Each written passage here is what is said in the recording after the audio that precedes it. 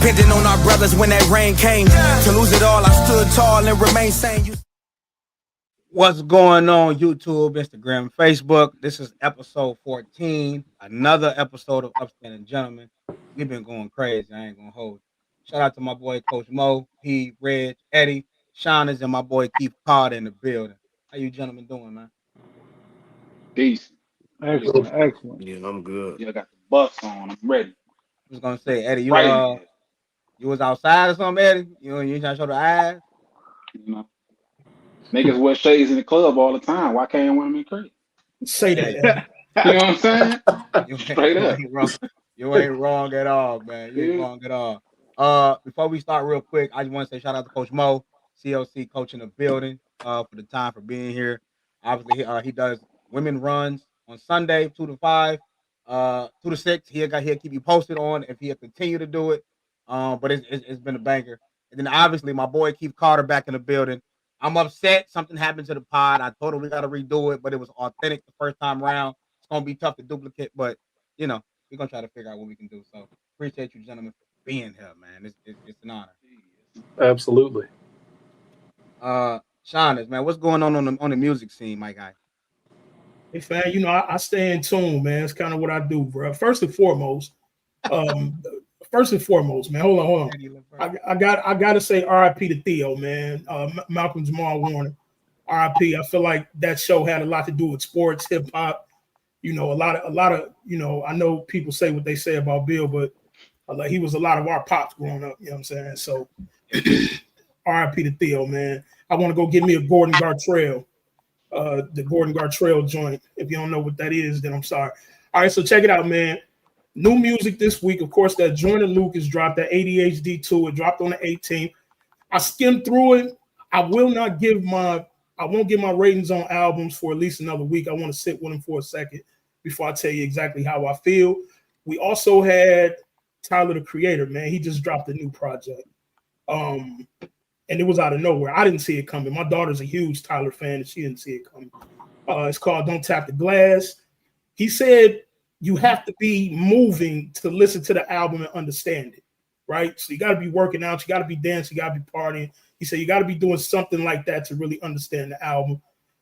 He dropped a new video as well. We're going to talk about that, man. Your boy Bryant was in the video. P, I know you don't like that. I know, you know. We'll talk about that. We're going to talk about that, though, man. I would not like it, man. I would not like that. I mean, you know, when I posed the question, I want you, because the question was posed to me, right? So, you know, me and Fresh was talking about it, and the question was kind of posed to me, so I'm going to pose it to you. But before that, man, just a couple notes. The clips, the let God sort them out. I told you guys last week, I think it was supposed to do 60 or 66K. Well, it did 118 equivalent album units, and it landed at number 4. It's the second time they did it, Billboard 200 charts. And again, like I said, it was 60K over. The crazy thing to that, though, is it took 77.49 million streams in order for that 118, which isn't even gold, right? While Travis Scott, I know you guys heard about him dropping a project too. Travis Scott dropped the project, and this is 5th number 1 album. I think he did it on purpose, man, because his numbers are 232, and I believe he dropped his 2 days late. So this is off of a 5-day run instead of the 7, which is pretty cool. I listened to certain songs. I'm that type of person. I need to listen to. I got to live with the body of work for at least a week before I tell y'all how I feel about it. So, fellas, I got 2 questions for y'all, real quick, real easy. Number 1, if you know anything about music, which a lot of you guys do, of course, we talk about it. Reg, we've talked music a lot when we used to work out. Do you guys think streams are killing music? Or I'm not going to even say music. Do you guys think streams are killing hip hop? And my second question is, I'm going to ask P, because I'd like to mess with P when it comes down to Brian. P, do you like Brian being in music videos all off season, man, with everything going on right now? How do you feel about Brian being in video? You cool with that?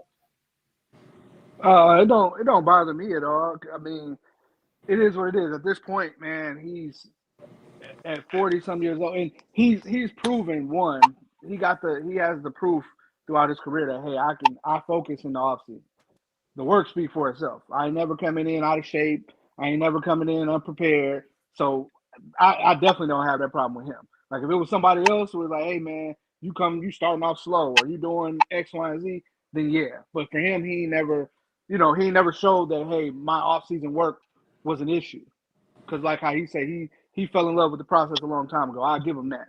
But to your first question, I absolutely think streams are killing hip hop because I feel like music is too accessible nowadays. Like I remember being younger when it was, I had to go to Gardner's or to the record store to go buy an album and go buy a CD, and I had to sit with it and digest it for a while. It's like so much stuff is coming out. It's hard. Like your attention is hard to keep your attention on one thing, and it's hard to like.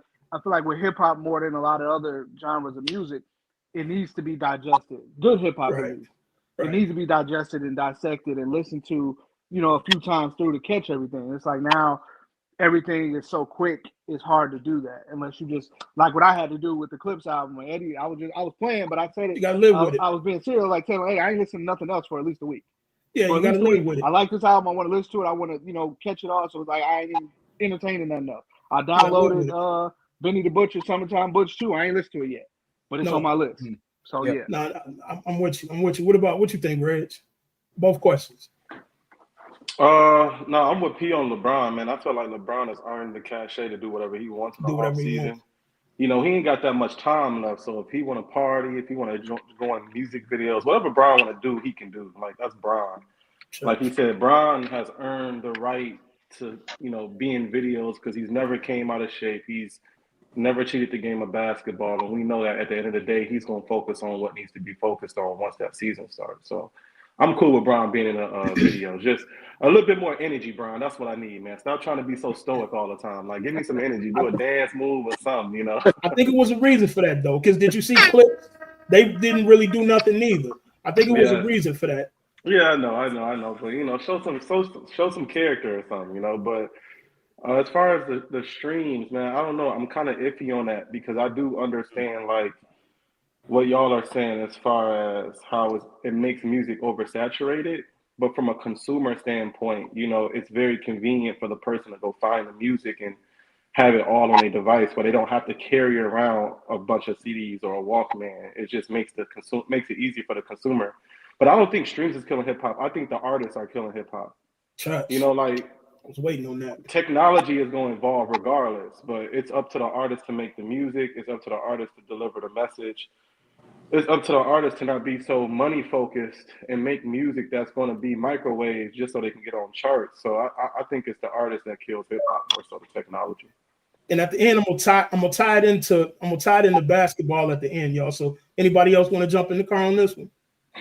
I think it's just rewarding quantity over quality, and it's making artists be trendy instead of like coming with passion. That's what hip hop used to be. Hip hop wasn't like I'm not trying to be biggest on the chart, or even back in the mixtape eras where it's like I can drop something, and that's not supposed to be the end all be all. I think that's what it is right now. And then on top of that, just having a 30-second moment. So somebody said microwave. A 30-second moment can make or break. Rather, like you had to grind your way up to the top back in the day, but streaming is kind of like, I'm cool on this. It's stream, so yeah, that's how I view it. What you think, Eddie? As far as the streaming go, it's kind of like it's just a progression. It's natural progression. I'm not really mad at it. You know what I'm saying? I'm more in agreement with what Red said. And as far as like, everything being so easily accessible and congested to one app or whatever the case may be, it comes down to the listener at the end of the day. You decide what you want to listen to. I don't give a damn how much music on there. I know what I'm going to listen to. Facts. You know what I'm saying? And as far as Brian goes, man, this is self-explanatory. This man is going to be year 23. When has Brian ever come into the game not prepared? I ain't sweating nothing he do. I don't give a damn. Real shit. He can do whatever he wants. Nah, I feel you. Coach, you want to jump in the car on this one? The Bron part, sure. Like all y'all said, Bron will never come into a season not prepared. It don't matter what he's doing in the offseason. He's getting himself prepared for the season. So he can be in every music video he wants. He's still going to be prepared. Say that. Mm-hmm. All right, no, I agree. I agree 100%. The reason why I said the thing about Bron is the name of the song is called Stop Playing With Me. And Bron put out a tweet, and the tweet was, stop playing with me. Mm-hmm. You understand what I'm saying? So to the untrained eye, that might look like a thing, right? Also, Bron basketball streams, viewer eyes, is the fact that everything is so accessible the same reason why the NBA numbers look the way they do? Because we don't all run to a television and watch it now. We could watch it on our phone, or we could watch it on the tablet, or we could watch it on YouTube. And that's kind of how I'm marrying the two, y'all.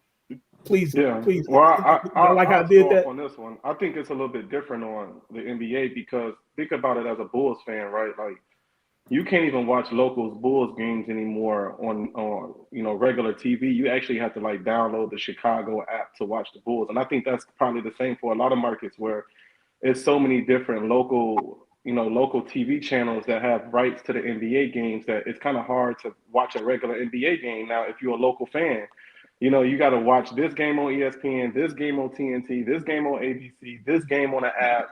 That's what's killing the NBA is that it's not one centralized place like it is for music to go watch an NBA game. Instead, you got so many options to watch it. And all of these options are put behind a paywall where you got to pay for some type of subscription. So I think that's part of the reason why the NBA viewers is going down.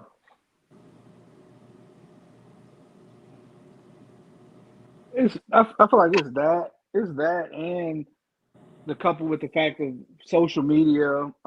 Like I literally know people or know kids that don't even watch full games. They just go on social media and look at the highlights and go, you know what I mean, and or look at the box score.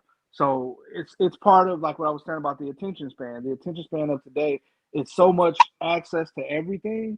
It's hard almost if you didn't grow up that way or wasn't conditioned that way. It's hard to like keep your attention on one thing.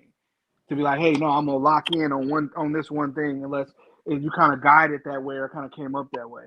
Like the way of today is like, man, I can look at this for 10 minutes and I can scroll over here and look at this. I can scroll over there and look at that. So I feel like that has the most to do with the viewership. Just the fact that it's so much that you can watch. Like I can just go watch Netflix or go watch this and then I can catch the highlights of the game later. So I feel like that's the main reason why.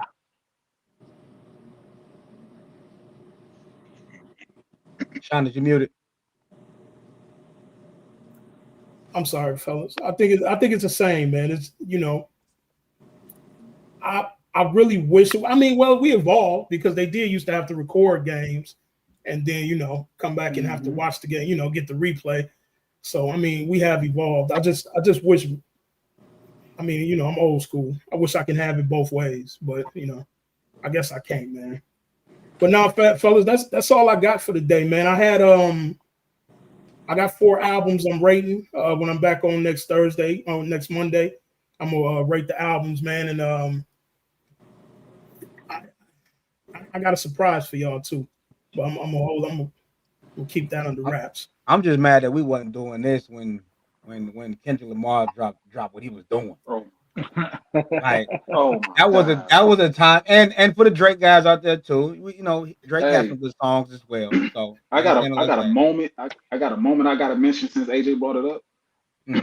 I vividly remember me and AJ being in the club when Kendrick dropped. What was it? Out of there. We literally got out and went to the car. He dropped it was the song after drop. Nah, let the party die. Was it Meet the Grams? Meet the Grams. It was Meet the Grams. It was Meet the Grams. It was Meet the Grams because Drake just dropped and then Meet the Grams came out 10 minutes later. We left up out of that mall, went straight to the car. My brother Mike said, "Bro, y'all for real right now, bro? Dead ass, yes. Club, I'm gone, bro. Nah, that's fire though. Nah, switching up, man. Cont can Knueppel, y'all. I'm not gonna lie, sir. I was not familiar with your game. The Charlotte Hornets top 5 draft pick, won the MVP of the Summer League and obviously, so they mean he won the championship. Dropped 21 to give Charlotte his first championship in the summer league history of summer league. So let's check out what this guy was out there doing. Up the pass. Knueppel penetrates, takes it to the back points with 1:15 to go. Ball with the kick. Here's Knueppel, and there. About his success with the Stockton Kings, but more importantly, his ability to play. Kalkbrenner maybe cleared out for summer league title. Sacramento looking for its third championship. Knueppel on the drive. As we know, Dennis Schroeder is a big shot maker. Started his freshman year high school at 5'6" or 5'7". Then Evan Simpson around the screen. Fires to Knueppel. 3 on the way. It's gone! To the Kings, knocking down a huge 3. The one thing that they... Yeah. The swag, everything Shorty had going on, I was not familiar in a sense of I don't watch a lot of Duke games. I'm just keeping it honest. But that kid got game, man. What are y'all thoughts on this kid and what y'all see for his future, man? Mo, you can go first. Hey, he keeps it simple. He's a shooter, which every level, if you can shoot, you can play. He keeps it simple, makes it easy. Obviously, being a shooter, you got to get on him so he gets to the hole, doesn't try to do anything fancy. And you see what he did the whole summer league. Yeah, he lit it up. I just want to know where that was at Duke. And that's what I meant by I wasn't familiar with his game. Like, I'm watching this dude do a drop cross. Right. The drop cross was crazy. Like I didn't see any of that. Anybody else got anything on him? Well, I thought the pick was a little high for him. I thought he was gonna go a little lower than that. I don't know if he's that good. Summer League might be hyping him up a little bit much, but I mean, I hope he continue to play like he did in Summer League though, because he looked good. I just don't think the team is right for him. They got a bunch of guards already. Everybody looking to shoot. So I don't know if I like that fit for him yet. Yeah, I was thinking the same thing. I don't know if I like the fit with him over there with Melo because he with the Hornets, right? Yeah, I don't know if Brandon Miller. Yeah, I don't know if I like the fit. I thought I liked the Brandon Miller fit, but I don't even know if I like that fit. But I definitely don't like this fit for the kid. I would like to see him with a veteran team. Same. Yeah, he don't want another Reed Shepherd situation. Nah, yeah, I hope that ain't he ain't gonna be that because Reed Shepherd he on a winning team. The Hornets ain't no winning team. He gonna get the minutes. He's gonna get the minutes. He's gonna get. I like you said, I wasn't familiar with him putting the ball on the floor like that. But that's goes to what I was saying. It's about the role. You got Tyrese Proctor. You got what was the other guard they had? I forget the other guy they had. And Cooper Flagg did a lot of ball handling too. So it was like, hey, you know, he probably that was his role. His role was just, you know, kind of 3-and-D on that team. But he looked good, man. But I got to see it against the league, the real league. Exactly. That's where he's got to show it is the league. Yeah. Red, anything? No, I was just gonna say I like him on that team. I think they need more, players that don't want the ball in their hand but can move without the ball, that can make the right IQ play. Like you said, they got LaMelo, they got Brandon Miller. They need some players that don't want the ball. They need some players that don't have that, macho, I'm going to be the guy attitude. So I think, Knueppel fits in with that type of role. Yeah, space the floor for those two. Yeah. All right. Well, we're going to see. I'm going to definitely be looking forward to his growth. Like I said, I became a fan. Like, you're up 36 seconds left. He knew he wasn't passing that rock. Like, I'm here to catch and shoot. Like, I'm here. It kind of behooved me that my man left him. I understand you got to tag the roller. I'm not doing it. At what point do players understand the game? Big fella, if you want to score, go ahead. I'm staying out here with him. He already got 20. I already got 18. It didn't make sense to me, but whatever. We're going to see what happens, man. In other news, Chris Paul returned back to the LA Clippers. Obviously, we talked about it last week where he talked about this is going to be his last year or hinting that it will be his last year. But I'm going to ask you guys, do you guys think that Chris Paul will get a farewell tour from every single team? It's like he comes to a city and y'all go ahead. Y'all already know what I'm saying. I don't want to do Nah. It's a nice gesture, it's a nice thought, but nah, that shit ain't happening. He got Right. a chance with the Clippers and he got a chance with the Hornets. With That's the it. Hornets. Maybe the That is Suns it. too. The Suns might put a video up on him. Yeah, the I Suns can see that. probably will. I can see that. They might put a video up on him. OKC might do one for him too. Yeah, because he did give Shea a little game. But I mean, does he deserve it? but he was only there. I think that's the better question. I don't even. My thing is like deserve is just that don't even matter no more. It's about go ahead, Pete. I'm sorry, but everybody don't deserve no farewell tour. You can't just give him out to everybody. And Chris Paul, one of my favorite point guards, but everybody, don't get that. That's reserved for the LeBrons, the Mikes, the Kobe's. That's not everybody ain't of that stature. Well, that's like greatest of all time type stature. Well, my take is like even if let's say if I'm the commissioner, if I want to give him one, the other teams ain't got to like you still gonna go to Portland and nobody's gonna be at that game when the Clippers come. so it really don't matter. I'm not mad at it. Obviously, I'm a big fan of Gilbert Arenas. I saw his take on it, and I mean, look, you're going home where it's familiar. He probably still got his crib there. Safe bet. You with Kawhi James. Zubac is coming into his own. I don't think he's not gonna get one, but I hope the Clippers celebrate him every chance they get, though. You know what I mean? So because Lob City was definitely one of the biggest threats around that time coming up. So yeah, he with the AARP crew. Them fools over there, them boys over there old, especially in basketball year. Man, 38. I seen it. Kawhi 34, Harden 36, Bill 32, CP 40, Brooks 37, Batum 37. Man, them boys old, bro. We got to hope they even make it to the. I thought Batum retired. Nah, that fool's still in there. He's still out there. He's trying to play. He's trying to play in LA in 2028. He's trying to get him one. Hey, I believe he's gonna be there. I ain't gonna lie to you. Against USA in the Olympics. Oh yeah. Them, them fools over there. They had played until late.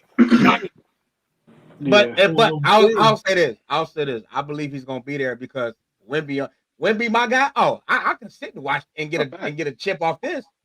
I'm not missing this. If I'm him, I will play in 2028 as well. My last hoorah. We got Wemby. We got the younger France guys coming up. So I ain't mad at that. All right. So I guess we all on the same consensus. Keith, you don't think my boy getting the farewell, Joe? I don't know. That's one of my favorite point guards ever. So okay. But I don't know if he's gonna get one from every team, and I don't know if he should get one from every team. I'm with P on it's only a certain group of guys that should be getting one from every team. Now all the teams he played for, I'm giving him one for sure. But I don't know about the whole league. That's kind of crazy. Yeah. All right. Well, my boy Mike says CB3 gonna have to get treated like the end of the season banquet type. The league gonna have him. Hey, Chris Paul getting the banquet in the NBA is crazy, bro. Not gonna hold. I don't see no one specific team giving him one. The Hornets. I think the Hornets do it for sure. That he got a lot of people paid off that team. CP3 on the coaching staff is more ideal. I agree. Yeah. Moving on. And good news for me. Well, we're gonna see. Marcus Smart just signed a 2-year, $11 million deal with the Lakers after being bought out by the Wizards. Word was out that Luka Doncic set this up and got this done deal. Do you guys think this is a good pickup? Your hue is purple, so I'm gonna start with you. AJ. Yeah. What's my hue, AJ? It's purple, bro. It's purple, bro. What did I say last week? I said we not done. Everybody looked at me like I was crazy when I said Lakers in 6. And I'm standing on it. We still not done. I would like to see Marcus Smart and Vando. Oh, I'm so excited. Y'all don't even understand how excited. When is it? When is October? Listen, man. I love the pickup. I think Smart is a dog. I think he gonna come in there with something to prove. He playing with Bryant, and we all know what happened when a Celtic come play with Bryant. We know what happened last time a Celtic came and played with Bryant. So, like I say, man, head start, Bonavart, Marcus Smart, Lakers in 6. Period. Big purple hue, baby. Lakers in 6. Well, why you looking like that, Pete? Lakers in 6, man. I ain't mad at it. Pops in the building. Let go. I'm just, Pete, what you got? I don't know. I think it was a good pick on paper. I feel like it should work out. But just doing a little bit more investigation, man. Marcus Smart ain't played 60 games in the last 3 years. He played 20 games, then 19 games, then 15 games in the last 3 years. So can he stay healthy? Was it health?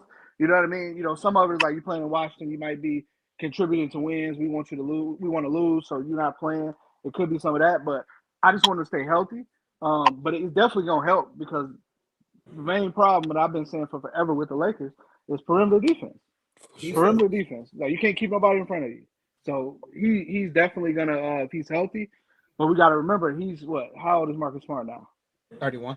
You know what I'm saying? So we got to be realistic about it. I ain't getting too excited yet. I did like the pickup, but I ain't getting. I'm gonna keep my expectations. You know what I'm saying? Medium. Hopefully it works out. So I'm kind of excited because I'm a Laker insider. That's why I'm excited because I know this move means another move. So we have to make another move to clear space up. We got to move somebody, right? So we've already moved Shake Milton, right? They talking about moving Dalton Connect. Him and Cleaver. I think that's why he played the way he played. When he's worried, like he's not a good performer, bro. Like he's worried about being part of a trade, just like he was last year, right around the time where the trade deadline was coming. He played the same way. So we're gonna have to get rid of Dalton. You know what I mean? But that's what I mean, man. I just Lakers in 6. Man, whoever just said in the chat, Lakers in 5 to the day you die, I'm with you, bro. Lakers in 6 though. Hey, really quick, a sidebar. Keith, did you know Marcus Smart was in our class in high school? Probably in college. I remember in college. I didn't know that in high school. I ain't hear about him in high school. So that's crazy. Big up to him.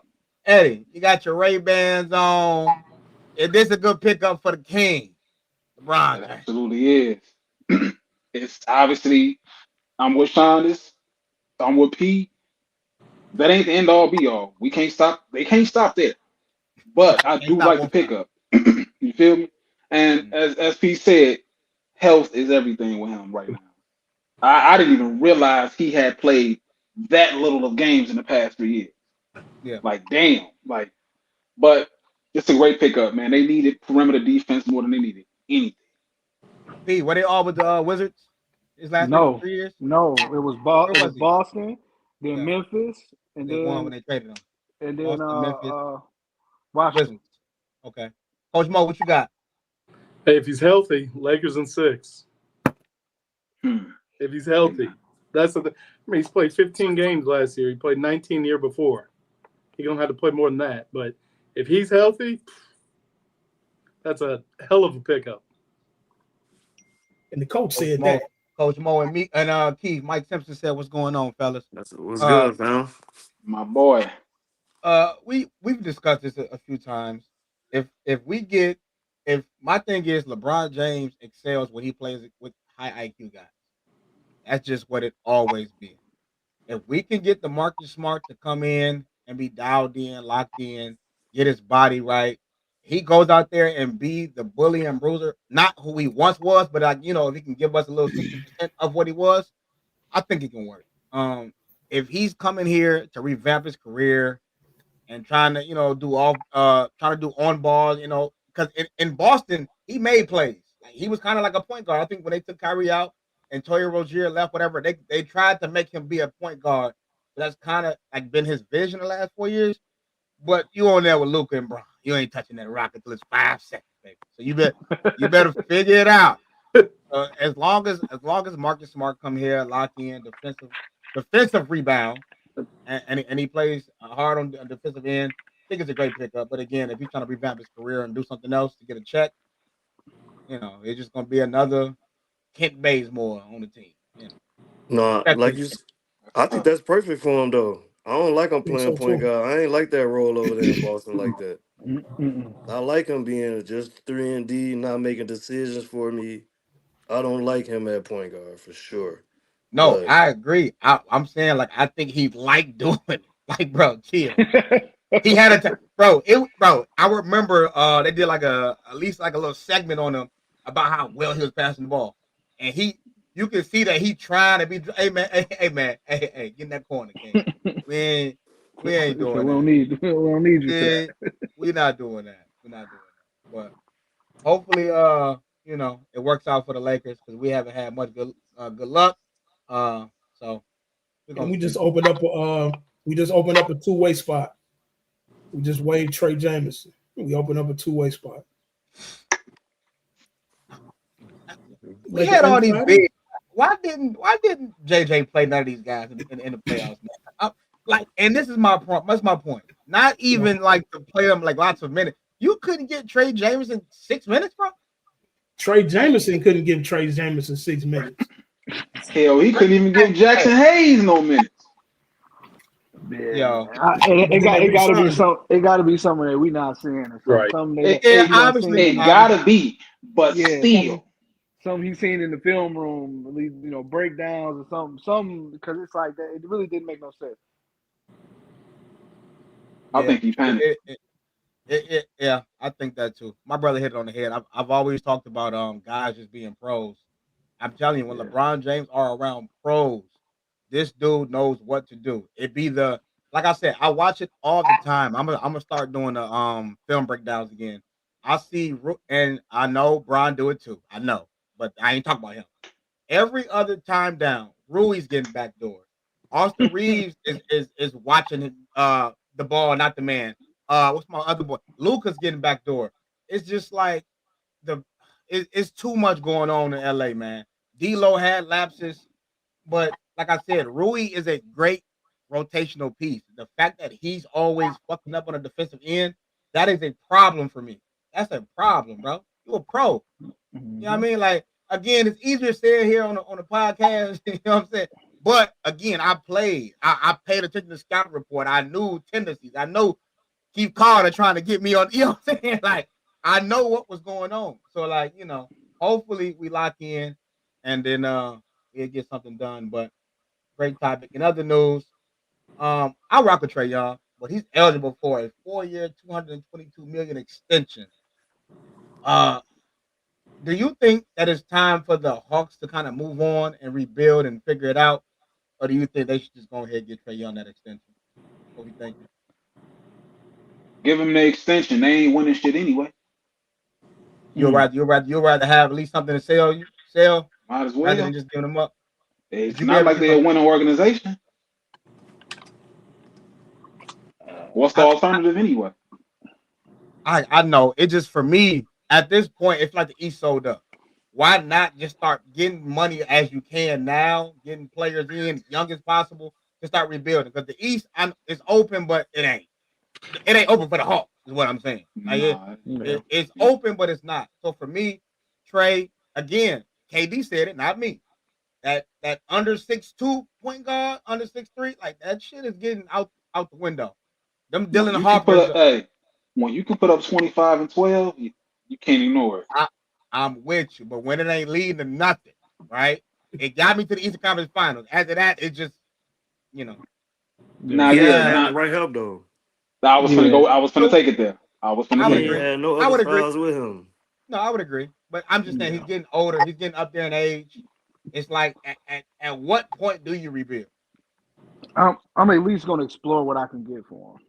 Yeah, I would definitely see. Yeah, for sure. I'm gonna at least explore what I can get for him. But who did they just pick up? Kristoff and who else? Porzingis and no, it was just Porzingis. No, they got the guard from Timberwolves, Walker. Walker. Yeah. Alexander Walker. Okay. Yeah. I would explore what I can get for him. But they got some pieces over there. They got the boy Reece Shea. They got what's the defensive dude you like, Eddie? Light skin buddy. Daniels. Dyson Daniels. Dyson Yeah. Daniels. Boy. Dyson Daniels. Like they got some pieces over there. Well, that's what I'm saying, Pete. But I would just explore what I can get for Trae. If I can get another star or somebody, you know what I'm saying, thirsty for him, and I can get some pieces, I might do it. But just to get rid of him because you don't want to pay him, I ain't for it. Oh yeah, no. I ain't crazy. I know how the business go. If I can get something, I'll take it. If I can't, I'm gonna keep him. I'm not saying just get the money in. I guess that's what I was saying. Again, I'm a big Trae Young fan, but I also understand the business of like it's time to move on. And I've seen them do work. I mean, Luka got up out of there. Obviously, they got AD for him, but ain't nobody around here safe. So what you got, Mo? They got Luke Kennard, Jalen Johnson too. They do have some pieces. Jalen Johnson. That's the one. They have some pieces. I think they're going to be the surprise in the East. He got a point. They could be. They could be. He is only 26. Yeah. Damn, 26. I thought he was like 28. No, he's right. Oh yeah, you gotta pay him. You gotta pay him. Yeah, pay him now. Pay him now. You gotta pay him. Hold on. Trade for LaMelo. Trade for LaMelo. Hold on now. That don't do nothing. LaMelo. Yeah, I don't think that does anything. LaMelo needs to get out of Charlotte. Is what I'm saying. He definitely needs to get out of Charlotte. For sure. He needs to get out of Charlotte. Atlanta. Hell, I don't know who the rappers in Charlotte is, but Quavo don't play. Quavo don't play that shit. Hey, young, you gotta get in the gym, man. You feel me? Like we need him to be locked in, man. We need LaMelo to be healthy.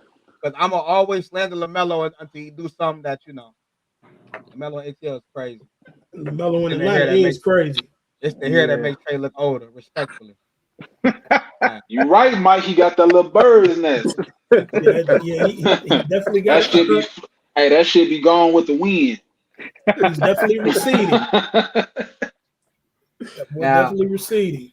We all okay, so it's the consensus that we all Trae Young fans here. But this next dude, I ain't giving no. No. So the 76ers, okay, they coming into the season.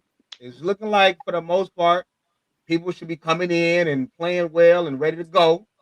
Paul George, the process. What are y'all expectations for Philly this year? And do you think that it's time to move on from the process and get some progress in this one? What y'all think? What's the process? They've been stuck. Oh, yeah. They've been stuck. Well, I'm gonna just say this: having Paul George and Joel Embiid on your team, you guys are championship contending. That's what y'all doing. That's why he's sure. So that's what I'm giving them. I'm not cutting no slack. Obviously, they never healthy. I don't care, but that's what I'm giving them. Championship of bust over there in Philly. Because if not, let the young boy VJ take over and let Maxey, let them get their thing on. They can be the next Patino Mobley and Steve Francis. Like we can see some good basketball going on in Philly. But for me, it's time to move on from Joel. There's no way this dude comes in every year hurt. I don't know what Philly doctors got going on over there. I don't know if they got a PhD or some shit. But something going on over there. So that's my 2 cents. It's time to move over from the process. Honestly. He played through everything. I had recently come across some insider information in regards to the Sixers. For one, the idea of getting him out of there, seeing what you can get for him, I get why you would say that. I don't think it's going to happen though. No. Philly is looking out for Embiid. They know he in a fucked up position, right? That you talking about him being healthy and or always being injured, bro. His knee is fucked. He only got a couple years left, and I think they doing right by him, keeping him there. I saw some. I'd have to find this post I seen, but it was a bunch of shit about what Embiid been going through since being in Philly, like his brother passing and him blaming himself for it, all this type of shit. So they really just like they looking out for him right now. They know he done. Joel Embiid should have stayed his ass at home. He shouldn't have went to the Olympics. He should have stayed at the crib and rehab. Whoa. See, I'm glad you got Pauls, my boy, because hell no, we needed him in the Olympics. I'm not a I'm just 76 saying. fan, so I don't care about none of that. Without him in the Olympics, we lose. So We appreciate need my him in boy there. for giving us some knees. But I'm just saying for giving it because that's exactly what he did. He gave up the Appreciate it. knee. So now we drink. Now we wishing upon a star, right? This we the 76ers, not we Lakers in 6, but 76ers fans are fixated on this illusion that they have these 2 stars when in reality they don't. These dudes is just bookmarks holding everything else in, that on the inside. They do not have 2 stars. Tyrese Maxey is the guy. Get rid of these guys. Podcast P, you have an amazing podcast, bro. It might be there. That's not my. I can't. Who am I to say that? I can't say that. I've never played basketball, but well, I did. But yeah, I like Paul. But I think, but again, like I say, I think they holding on to this illusion that these guys is going to be something, and it's not going to happen, man. I think they need to cut their losses. And Eddie, to your point, bro, I understand that they should show a little bit of loyalty, but was it him saying trust the process, or was it them saying trust the process? You understand what I'm saying? I get that. That shit came from somewhere. But I mean, you got to keep in mind. Look at what they had. It was a process. Yeah, but it didn't work. Ben Simmons was part of the process. The unfortunate thing with NBA and basketball in general is injuries. He just so happened to be a catalyst of a very bad one. Unfortunately. Well, at least he got an MVP out of it. That he did. I'm with you on the NBA thing, though. He definitely. I'd rather see him be for the NBA playoffs than the Olympics. I'd rather see him healthy for the playoffs, though. And I think they gotta try one more year with Paul George. He was hurt last year. I think you got to give him one more chance. Now, if they don't do nothing this year, I blow it up. But even the report that came out that Paul George got hurt in working out. Training camp. Like, just had surgery. Like just had training surgery. camp. He'd be ready. He'd be ready for training. He'd be ready for training camp. He got hurt during a workout. He got hurt yawning, bro. He was coming out the locker room and he was yawning. He was like, "Oh shit!" And it was over with. They had to rush him to the hospital. Pull the muscle. Messed around. I do it, bro. When you get older, it happens. I yawned the other day. I slept for 2 days. So one yawn. So I even like what Gary's saying. So do y'all think just revamp the team and build around Maxey though? Even with having Joel and them out there, you wouldn't build around Maxey? No. Tell me why. Because it's not time yet. You do got to give them a chance. You do got to give them a chance to be together and have a full season together. I would say after this year, if they fall short or people get hurt, then yeah, you can do that. But at this point, it's like, nah, you gotta see what they can do because they got a team. They got a team. They got Maxey, they got Embiid, they got Paul George. But then you forget about they got Brent Grimes. They still got what's the boy with the fingernail polish coming back? Jared McCain. Jared McCain. They got him coming back. You know what I mean? They got Edge coming. They drafted. They have they got pieces. If they can be healthy and just be together, they can make a run for it. But it's a big if because we haven't seen the health. We haven't seen the health. That's all. But I wouldn't do it this year. Hey man, you just say the dude with the fingernails polish. He can play. He definitely can play. But I know. But why? Come on. That's what he known for. You could have said the point guard from Duke. The man got his own line of fingernail polish. That's what he known for. That's what he want to be famous for. That's what I'm gonna call him. Hey, who was the kid that they just got this year in the draft? But he got a weird VJ. VJ. Hey, yeah, he's nice. He's nice. That's what I. So now I heard he came from like the struggle, like like dirt road type. Yeah, I used to live in Mississippi. He got some game, man. I like his game. Is Maxey that guy though that y'all want to build around? Is he a number one option on the championship I don't team? think so. No, with those guys, yes. With those guys, with having a Paul George and Embiid there to help out and do what they got to do, yes. He's not the number one option of Embiid on the team though. So they have to retool. Hey, and that Knicks series, I swear to God, it looked like it though. And yes, Embiid was on one leg, but no Maxey. man, look, hold on. I really, tough, I though. like Maxey, man. I do I think too. Maxey cold, but I I'm do with too. KC. I don't think he's a number one option. I'm not trading away Embiid to build around Maxey. I'm not doing that. That's No, why no, no, you have to no, no. retool. I'm not saying Trae I isn't. know.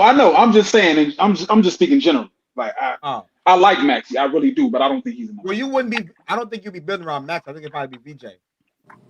That Because dude. BJ is the one. If you building around anybody right now, it's Maxey. VJ ain't done shit. No. Send Embiid to Milwaukee. See you soon, Eddie. See you soon, baby. No, don't give me. I'm not. That's not a knock to VJ. I'm just saying, like he hasn't done anything. You know what I mean? Yeah, we got to see him prove it. I gotta see it. I would love to hear a little bit of Reg in here. Reg, what you got for me, man? Is Reg a Maxey guy? Oh, Tyrese Maxey. I mean, I like Tyrese Maxey, but I think the 76ers got a chance just because they play in the Eastern Conference. You can win 40 games and make the sixth to fifth seed. So, Okay. you know, then on top of that, you know, you got Boston that got injuries and all these teams at the top that got injured. Indiana got injuries. Miles Turner went to, you know, Milwaukee. The East, we don't really know who's going to come out the East. So you never know. Philly can get hot. Them young boys can start playing, and you look up, they're the fourth seed or something just off luck because ain't nobody in the East right now. So Who the best team in the East right now with the injuries? Who the best team? Magic. In the East? Yeah. The Magic? Magic. Okay. Okay. Good question. To win to be a really regular season good team, the Cavs is gonna be that again. But I think the Magic will trump them in the playoffs. You know what I'm saying? Yes. Like, so the Cavs will be because the Cavs do shit the right way that people don't want to do in the regular season. Play defense, play hard, every possession. Like, do you know how many times point guards die on ball screens? The Cavaliers don't do that.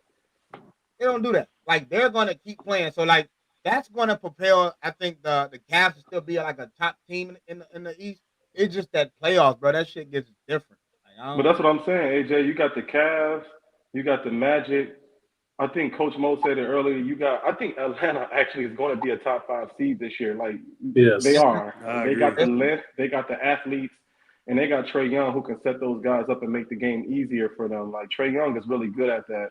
But after that, you got Boston maybe just because they got depth. But after that, it's like, who else is in the East? Like, Detroit. Being honest. Detroit. Facts. Detroit. Hell yeah. Jay Ivey coming back. Hold on. Hey, Chicago Bulls fan. Red. Why you do that, bro? Why you make that face, bro? What's going on? Because, man, it's like I like Cade Cunningham and I get it, but like I feel like at the end of the day, like Detroit, we got to be projecting with Detroit because at the end of the day, they haven't really. You know, I put them in the same category as I would put Philly and all those other guys. Wait. They went from winning 12 games to being in the playoffs. To taking the Knicks to 7. And no Jaden Ivey either. No Jaden Ivey. Facts. I forgot about the Knicks. The Knicks gonna be there too. I thought you said the Knicks. I don't know, man. If the Knicks would have got Don Stanley, then whatever. I forgot her last name. Don Staley. Yeah, they would have got her. I mean, they would have been ready to go, man. That's my. You don't like Mike Brown? Mike Brown, a guy, man. Shout out to Mike Brown. It's just I don't like obviously Kerr was able to have a successful time doing it, but I don't like the whole coach building a team and then like somebody else come in because the style gonna be different. Like, we know the style of play gonna be different. It's gonna be more finesse than bumping and bruising that Thibodeau wanted. And did that help the Knicks win more games? I mean, I don't know. I like Mike Brown. I think he does a great job of developing youth. Obviously, we saw what he did over there in Sacramento, but we're gonna see, man. I was cool with Tom, so I got him being better. Shout out to Mike Brown. Didn't they sign somebody? Didn't they sign Jordan Clarkson, man. Clarkson. That's solid. Yeah. Okay. That's I like solid Clarkson. as hell. Yeah, that's solid. Yeah, he a dog. What we got on that one, man? All right, moving to the next topic. Have y'all been catching any of Kyrie Irving streams? I'm ready. No. I'm ready. Kyrie Irving is now in the streaming world, y'all.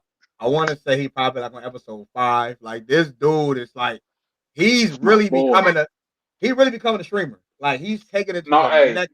Bro is a streamer, bro. Like for real. I'll say this: he still dabble. I mean, basketball is still the premise of his streams, whatever. So he do breakdown footage of himself. You get what I'm saying? We're gonna watch one. I want y'all to just check this out. I already know. Trigger it quickly. Irving, fake. Y'all will never see Tonight another for player Brooklyn, like him. as Casey pointed out at halftime. Irving, You'll never see another player like him. I'm fine with that. But you will see somebody better than him for sure. Hopping around. But you will never see another player like him. Good closeout by Dosumu. I'm cut from a different cloth. Like, oh my God. Irving, beautiful 20. Talk your shit. All right. Wait. Hold on.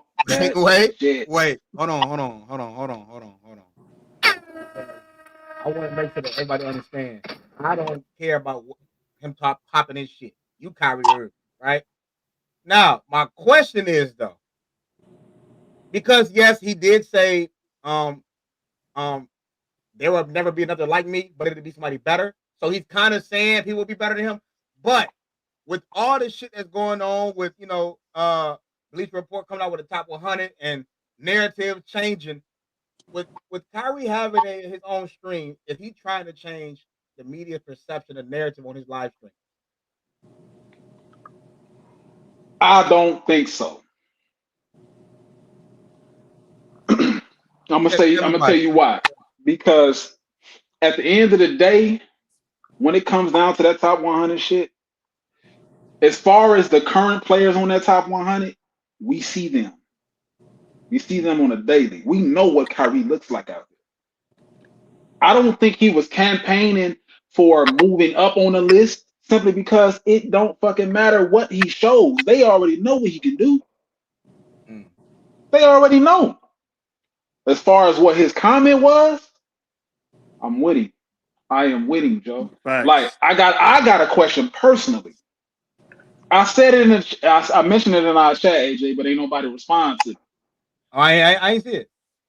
Where do y'all rank Kyrie in terms of skill? Number 1 ever. Hey, he got an argument, AJ. He got an argument, bro, against anybody. Hold on though. Y'all, so we do know. Okay, so yes, we do. I'm listening. Are we talking about today or as a trajectory? All trajectory, time. Wemby's gonna have the all time. He's 7'6", and I can do exactly what you can do. He can't do it. Kyrie no, he cannot do Come it. on, relax. Kyrie We gotta relax. I get what you're saying. Yeah, we get but it. No, he can't. Listen what I'm saying, Keith. I hear you. I'm 7'6". I got every tool in my bag that you got. I just can't do it as much because I'm not 5'9". No, he cannot, bro. Yeah, I can't do it. Y'all telling me Wemby, y'all gonna sit up here on this panel right now. He's very skillful, but he's not up there with Kyrie or Kobe. He's not even. Kobe. He don't get neither. Well, that's why I said trajectory. I'm not ever gonna disrespect legends from a person that's trying to get there. But I'm 7'5".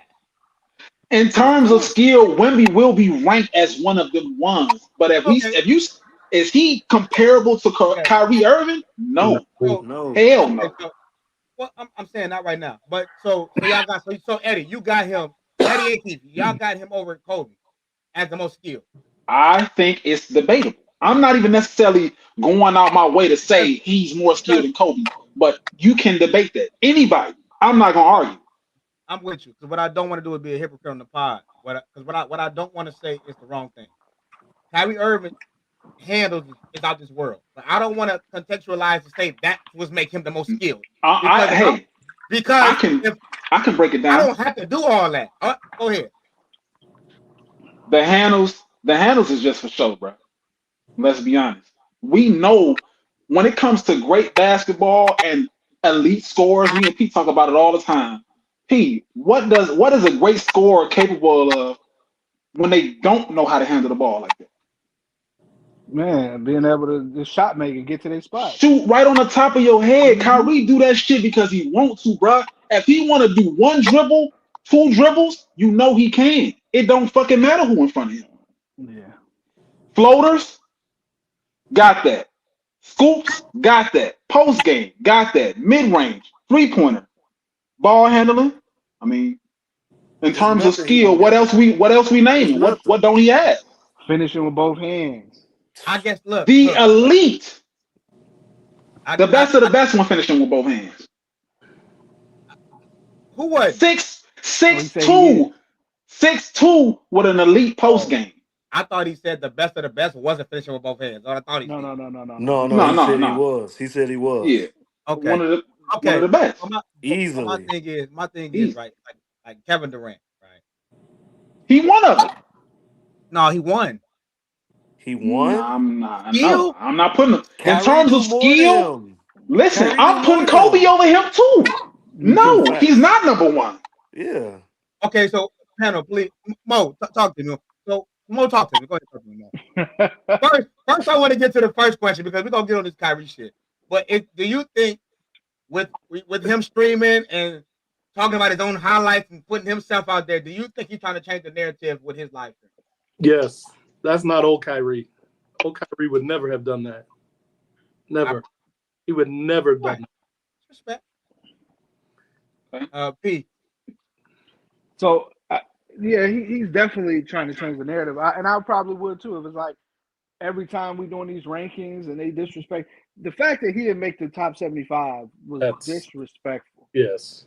That was so disrespectful. And it was like, you know, it's kind of like trying to take it into your own hands, like how a lot of the players having podcasts now. Hey, well, I'm gonna give you more insight that they're not telling you on ESPN, or I'm gonna give you what they're not looking at, what y'all not really breaking down. I'm telling you, you know what I mean? So it's I get it, and I'm not mad at him for it because Kyrie is one of the most disrespected, especially when it comes to the media, because of some of his own personal choices outside of basketball. Hold on. Y'all see that comment right there? Yeah, did y'all see that comment right there? Put it back up there. Cut it out, Knicks. I know you. That's a lie. Yeah, he ain't up there like that. That ain't it, bro. Only thing he can compare with Kyrie is handling. That's it. His handle. I want to say this for the chat because a lot of people commenting and pretty much saying y'all smoking crack because I think they listening wrong. Nobody is saying that he's better than Kyrie is a better player than Kobe. Mm-hmm. They're saying he's more skilled than Kobe, which I get it, man. But I'm still confused. What couldn't Kobe do? No, what can Kyrie do? I got him too, though. I had Kobe as number one before. Hey, yo, hold on, though. I'm sorry to say this, y'all. I'm not tall, so I guess everybody. Why ain't sticking up for little people? If I'm taller than you and can do what you do by proxy, I'm better. I can do more with so and okay, I'm okay with that, AJ, right? But this is the thing. We're not debating who's better. I am saying where does he rank in skill? I said at the very least he is just as skilled as Kobe. No, somebody came up here. I say KC said he better, and I'm not. And like I said, I'm not arguing that. I'm not. Okay. Well, I think at the very least he's just as skilled. And where do we rank Kobe in skill? It ain't no question he's top 2, right? Correct. Okay. Correct. I think everybody missing the real take here. So we talked about being in the zone before, right? AJ, when you went crazy that second half, I don't remember how many points you scored, but it was in the second half you went insanely crazy. So you're in the zone, right? If you watch that game and you know you in your bag, you're gonna say it like nobody's going. You feel me? So I looked at it 2 ways. Number one, when he went on Casanat's stream, I knew it was coming because he basically went and got the handbook on how to do it. Right? What it looked like to me is he worried that he might not be that guy again? Because that's what it felt like to me. Let me cook for a second. It felt like to me he's saying these things, and I'm looking at him like I try to bring the human aspect to everything I do. I'm looking at him, bro, and being great at something. If you feel like if if you lose something that makes you great and you know it, you can see it. And that's what it felt like to me. It felt like he was looking at himself like, damn, like somebody gonna be better than me, but like this is tough. And it ain't even the dribbling. It ain't, to me, it was the spots. He got to the spot whenever he wanted to get to a spot. Like you didn't have to play him to a spot. You didn't have to pass him to a spot. He got to a spot. So he was looking at that and admiring that, but at the same time, it felt like to me, he was saying, damn, like, you know, I hope I could get back there. Because, you know, he hop stepping and jumping and you feel me? So no, before Eddie goes, I just want to make a quick disclaimer. I'm not saying he's creating his own narrative as a negative. I'm not saying it's a negative. I'm just saying y'all trying to say all this other shit about me. Nah, let me go ahead and tell y'all what it really is. That's what I'm kind of getting at. Not in a sense of like he want people to put him top 30 all the time. I'm just saying he's trying to change his own narrative while he's streaming. Go ahead. I just wanted to say I disagree with Shaundus. Like, you know what I'm saying? It's a, you know, nice thought-provoking point and all that shit, but I disagree. Kyrie ain't going nowhere until he's ready to go. Now, obviously, he got to come back from a significant injury, you know what I'm saying? But as I stated before, this is a man who can get his bucket in 1 to 2 dribbles. So the injury is not really going to affect him as much in terms of how he scores. He knows he can score in multiple different ways. With that point, there's a video of him doing a stream, and he was basically breaking down. It was Dallas in the playoffs last year, and he was breaking down how he knew they were going to guard him. He knew they were going to send double teams. He knew they were going to try to trap him and all that shit. So his entire game plan was to score on 1 to 2 dribbles max. How many people can do that? Eddie, where he get that from? Kobe Bean. I hope you Kobe. know. So there's a video out there, guys. You guys can go watch it. I'm gonna have to go find it. It's Kobe Bryant. I'm gonna let you get on this, Rich. It's Kobe Bryant playing a regular season game versus Spurs. In the first quarter, it's a spot that he sees is open. He went to the bench because he's mic'd up the whole game. It's like the dopest shit I've ever seen Kobe Bryant do. But he's mic'd up the whole game. He went to the bench and said, yo, pal, say something to him. Be like, yo, I'm not going to go there yet because I want to say that for the fourth quarter. The fourth quarter came and that shot was there. It was the mad science in it. So when you're saying this, I know where he got it from. Now, that's not to say that Kyrie isn't great for embodying it, but let's not act like he was the guy that just figured this shit out. Kobe, I got a rebuttal for that. Go ahead, bro. I'm ready for it, AJ. You know the one thing that both of them got in common? What? Phil Handy. Phil Handy works with Coach. Hey, go. No. Hey, I can find the footage for you. No, I'm telling you. Phil Handy was later with Kobe. Kobe worked with Phil Handy. Yes. Yeah. What people said, Kobe worked with Phil Handy. Phil Handy has a video out saying, Kobe told me to be there at 7. I'm thinking 7 p.m. No, Kobe came to the gym tomorrow, the next day, and said, where you was at? And Phil was like, what you mean? I was at there at 7. He said, no, I'm at 7 a.m. He said, oh, I'm not on my... I seen that too. You got to give me context, Eddie. Don't be on this shit talking to people. People don't know what's going on, man. Okay. You'll learn from Kobe. It's a difference. Now, with that being said, who's to say learning from someone? When have we ever heard of you can learn from someone and it can't be better than it? I'm not saying that. I thought you were trying to insinuate like he was the first mug ever to eye things out and I'm gonna only use 2 dribbles this time. No. When I said that I was comparing him to today's hoop. Okay. I know it's guys in the league that can do it. Don't get me wrong, but who when you know the defense is going to play you a certain way and you plan to say, hey, I'm going to score 1 or 2 dribbles no matter what. It ain't too many people in today's NBA that can say, hey, this is how I'm going to do it. I agree. Reg, thoughts first on the Kyrie changing the narrative, and then you can take wherever you want to take it. I know you streaming now, you heavy on it, and you're a big Kyrie guy, so I mean, I just think Kyrie deserves to like have his own narrative, so I don't really look too much into that. If you want to talk about his game, he can. You know, at the end of the day, I feel like a lot of these players like getting more into the media because they kind of tired of like the media like spreading these narratives, especially Kyrie. So I'm gonna let him rock out on that. I really don't have no comment on that, to be honest with you. But as far as top skillful, like y'all know how I feel about Kyrie. That's my guy, bro. Ain't nobody got more skill than Kyrie, bro. Blanket statement. You just say it and Got right out the way. yeah, hell, you know what I'm saying? Okay. Mo, you got anything else on this? Keith, you got anything else on this? Most skilled ever. I'm definitely gonna have to ride with Kobe. I mean, that man 1-2 dribble, however you want it, Kobe. But Kyrie ain't too far behind. I'd never forget that boy on that left baseline against Dallas. Somebody cut him off. He spin back left, shot up the left hand. I'm cool on that. Hey, he don't got to be my favorite player.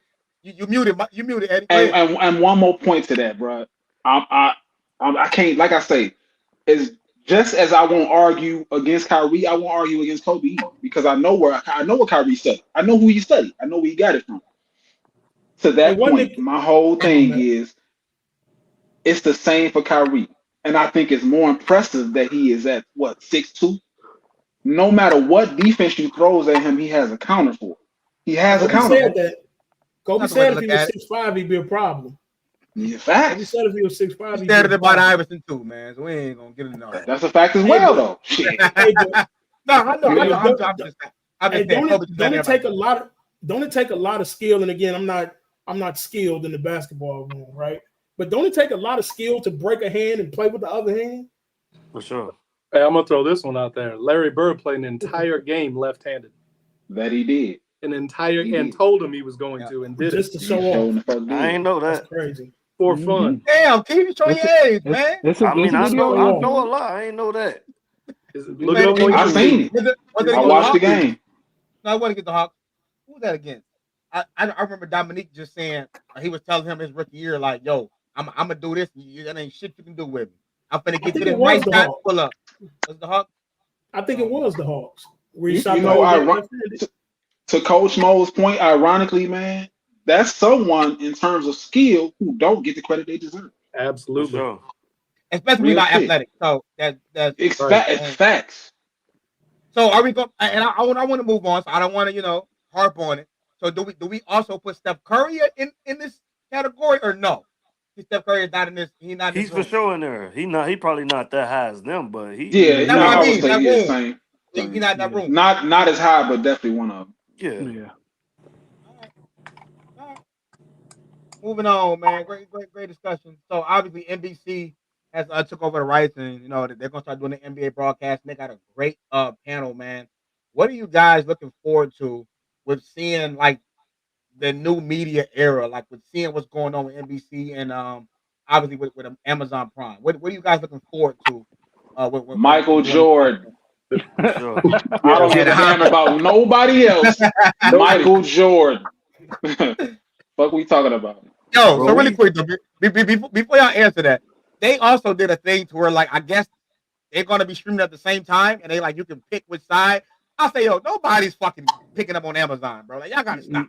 We're gonna be on NBC with Melo, Jordan, Vince, and Reggie. We're not listening to Candace and them up there. No ifs, ands, or buts about it. So I thought they was wrong for that. I thought they was wrong for that, but anyway, obviously Michael Jordan. Keith, what you was gonna say? I was just gonna say I think we needed a new crew to listen to, because even though I rock with Shaq and Charles, they've been giving a little bit of like they hate and sound a little bit too old school. KC, they don't watch the game, bro. That's my. They don't watch the game. That shit is disgusting to me. Yeah. AJ, put that list back up. I ain't gonna hold you when put the picture back up. That one time when Shaq didn't know dude's name, bro, that pissed me off. That's nasty, bro. That's terrible. I don't know his name. Look at Blake Griffin mustache, man. Hey, bro. Come on, man. Like, what we doing, bro? That's why I picked Zach Randolph on him on the last podcast. Look at his fucking mustache, bro. Hey, man. Hey, man, when Easy E come through with the glasses on, bro, he is a fucking problem. Yeah, man, this is my alter ego, bro. This Skino, we outside. Man. When Skino come out what with we doing, Joe? Man, he is a problem. I ain't put my mask on today, but I'm gonna mess around and bring my mask while you here, bro. Come on, man. I'm gonna let you know ahead of time when Skino coming outside. Let me know. I'm gonna have to have my I got you. on, man. Yeah, I got you. Bring out the crook. Hey, yeah, it's definitely Mike though. It's definitely no question. You know, because it's like we've been wanting. Because my thing, at least for me, I'll be wanting to hear his perspective on some of this. I want to hear, you know, what I'm saying whether it's good or bad. I want to hear how he critiques certain things about the game. You know, how he looks at it in real time. Because a lot of times when we hear from Michael Jordan, at least nowadays, it's like something that, you know, I had time to like kind of get the tact together to say what I want to say or say it media friendly enough. It's like now we're gonna be able to see it in real time. Like, hey, talking about somebody playing right now. You know what I mean? At the moment, I know it's not play by play. He's gonna probably be in the studio, but still, I do want to hear his perspective on how he looks at the game and, you know, where the game is at today. Have we ever really heard Mike talk in real time about basketball? No. Exactly why I'm listening forward to him. Yes. Exactly why. AJ. Yo. What's my hue, AJ? Look red to me. Fucking red. And I'm gonna tell you why it's red. Y'all see what's happening, right? Bron, year 23, all of a sudden, Michael Jeffrey Jordan wants to fucking call the games. He wants to hold the narrative. He wants to make sure that he get dude out there. And look, Reggie, you come on because you call me Black Jesus, Reggie. So you come on. Mello, you worked for me forever, nigga. You come on too. So this is about to be the Michael Jordan show, bro. Why am I the only person that see this? I can't be the only person to see this, bro. Listen. It's a great perspective. I didn't think. I can't help but think about it because we were just talking about Kyrie. Now, the difference with what Kyrie is doing is Kyrie is talking to the youth, right? That's brilliant because they're the future. So Kyrie is painting his vision to the youth. These grown folks is about to try to keep Mike where he is at right now, when knowing goddamn well that LeBron James is you got to give him the love. So Bron gonna do his. Hold on, P. Bron gonna do his farewell tour with Michael Jordan calling the games. Come on, reaching for sure, Gary. I think it's hilarious how I'm not even gonna say all Brown fans, but I think it's hilarious how you can read between the lines on this. But when I was reading between the lines with LeBron, it's like, oh, I'm speculating. Why you set him up like that? But that's exactly what you do. That's exactly what you did to me last time. The last time I brought up LeBron, it was like, oh, you're reaching. How you that's what you think. That's what you think. You just did exactly that with Michael Jordan. Exactly that. So we have to see him. That's what I'm saying. We have to see what he's talking about. Because the thing about it, what's so crazy, LeBron is the one that be doing this. We didn't talk about how LeBron did him and KD did that hating on Will Chamberlain. Because what's going on and what the current players do, there are players beforehand that have done things that they cannot exceed. So what they have to do is they try to devalue it and discredit it because I'm never going to score 100 points. I'm never going to win 6 championships. I'm never going to do some of this stuff. So I got to say, well, who did you play against? Or, well, they weren't that good when they did that because I'm never going to get past it. The older players, like a Jordan, for the most part, the things that they get upset about is that you want us or them to put a lot of these guys on the same level as them when they didn't do as much. And y'all getting paid way more money, and y'all getting way more amenities. You got way more science and everything else. That sounds like hating, Pete. But that's the fact. Pocket watching, though, Pete. You don't pocket watch me. That is a fact. Don't pocket watch me, though, Pete. That's pocket watching. That is a fact. That's pocket watching, though, Pete. That's their problem. You can't. That's their problem, bro. You can't make me respect it. That's all. That's their problem because Tyson Chandler made more money than Michael Jordan in the NBA or something like that. Like you know what I'm saying? They hot about that, bro. And I understand they should be frustrated about it. But I'm not saying what Michael was doing. I'm saying what the league is doing. This is a league thing. I don't think it's that. Now, if Michael Jordan was gonna be on there every day, like if it was like, hey, every time he's always there, I would agree. But he's gonna be a special consultant. Like I'm not even gonna be there all the time in the studio. I ain't gonna be there all the time. So I can get that if that's what it was, but it's not that. Oh Like my we just God, literally we literally just went. You just went like all the way in on Mike. It's like he didn't even say the word yet. He didn't even say the word. He don't need to. Hey yo, hey, hold the fuck on. Hey. Hey, I don't got no sound effects in this bitch. What just happened, bro? What just happened, bro? Hey, I'm gonna say this, bro. I'm not mad at P at all right now. I'm not. Hold on. My boy John been in the channel your ass. This nigga. He said you killed me. Hey, look. Listen. P do be ready to jump on Bron, but Shaundus gave him the red light. He gave him the red light to do it, man. I'm not gonna lie. I thought me wearing a red shirt was enough. He put the light on it. Hey, he turned my boy up. Yo, P was ready. He was ready. He always ready. Couldn't even grab my damn glasses. You had me. You couldn't do that. I caught you slipping, P. I caught you slipping. Hell nah. Hey, he got the fumbling for me, and he said, "You know what? Fuck these glasses." Yeah. Hey, with that being said, though, bro, I'm with P. Let Jordan get his shit off first before we form opinions about what he gonna talk about. Let him speak first. We ain't never seen this shit before, bro. Why did it take 23 years then? It don't even matter. It don't even matter, Shaundus. It don't even matter, bro. Because he was an owner, though. Yeah, he was a terrible owner. That's a lot of points. That's very valid. That's very valid. Hey man, we move way too far from what we talking about. Hey, Shaundus, lay off Mike for right now. Lay off Mike for right now. I'm gonna say this. I digress. Go ahead, Mo. Go ahead, Mo. I ain't got nothing. Oh, so for me, I think it is gonna be dope to hear quote unquote greatest of all time to speak the game. I think what's gonna happen though is, and I'm not trying to do too much, y'all. I'm just saying a lot of his fans, in a sense of like rage baiting fans that want him to go crazy on the youth, I think that's not what you're gonna get. Michael Jordan is in a tier to where like he don't need to say stupid shit. Like he don't need to go out of his way to down somebody to get a point across. I think MJ will keep it clear. He gonna keep it cut. Hey man, they gotta do a better job on that cut. I think what I would have did, I think he gonna give us the game rather so dissecting it in a way to where like his fans that's like crazy fans that want him to down today's era. I don't think MJ gonna do that. So I think I'm definitely looking forward to that. So that's what I'm just interested to see what the man's gonna talk about. We never heard from him. No, for sure. I mean, his greatness, and we've never heard from him. Because that's all I hear on Twitter, especially when it came out that Jordan gonna finally put these kids in their place and say what. Like he's not Shaq and Charles. Like he's not a goofy, and I don't think Shaq a goofy. I think Charles one. I don't think Shaq a goofy. I think Shaq is he's just a marketing tool. Shaq just like marketing himself. But Charles is a goofy. Charles a goofy. But I think Michael Jordan gonna come and give us game. I think Shaq a goofy too.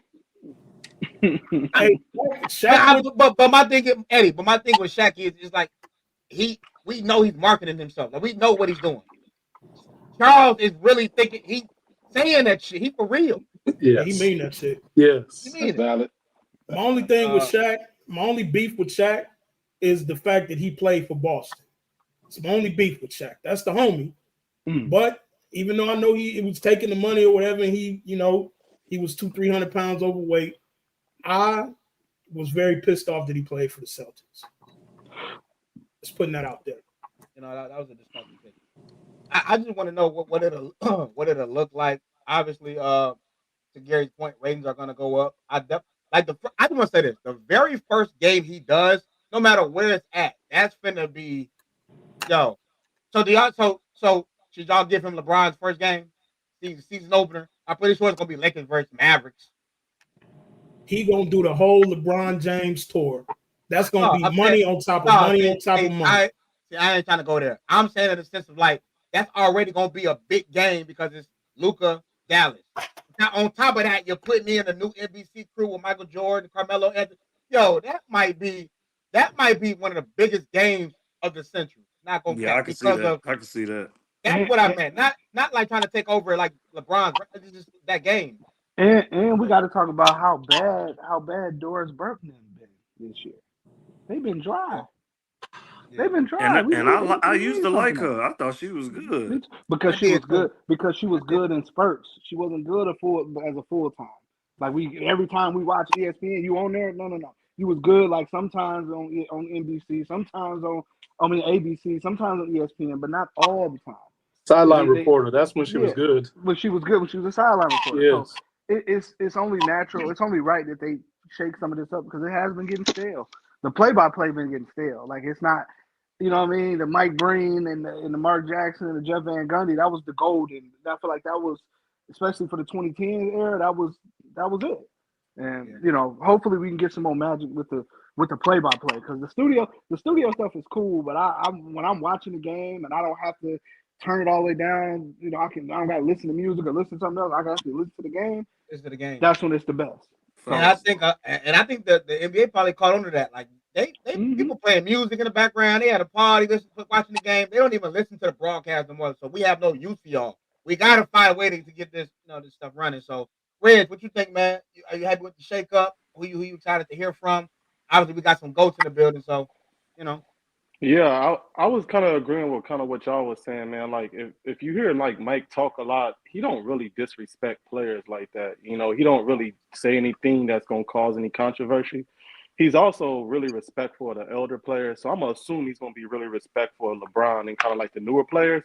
So, but what I'm really trying to hear is like in real time situations when someone turn the ball over or when the coach don't make the adjustment, like what is he going to show? Like I want to hear that type. I want to hear the analytical aspect of it because I don't think he's really going to like say anything that's going to give us any headlines when it comes to talking bad about LeBron or any player. So it is nice to hear from the GOAT. I mean, I kind of disagree on Shaundus. It's like, this is the GOAT, bro. Like, you always want to hear from our GOATs. Like, if it was Kareem, I want to hear from him. If it was Larry Bird, I would want to hear from him. So It's not just that it's just Mike. It's just that he's a Hall of Fame player who's giving perspective on the game. So, at the end of the day, you got to hear from Mike, man. It's Mike, bro. I don't care if it's LeBron retiring, Kobe retiring. I don't care who it is. It's Mike, bro. And at the end of the day, his voice going to reign supreme. So it is what it is for me.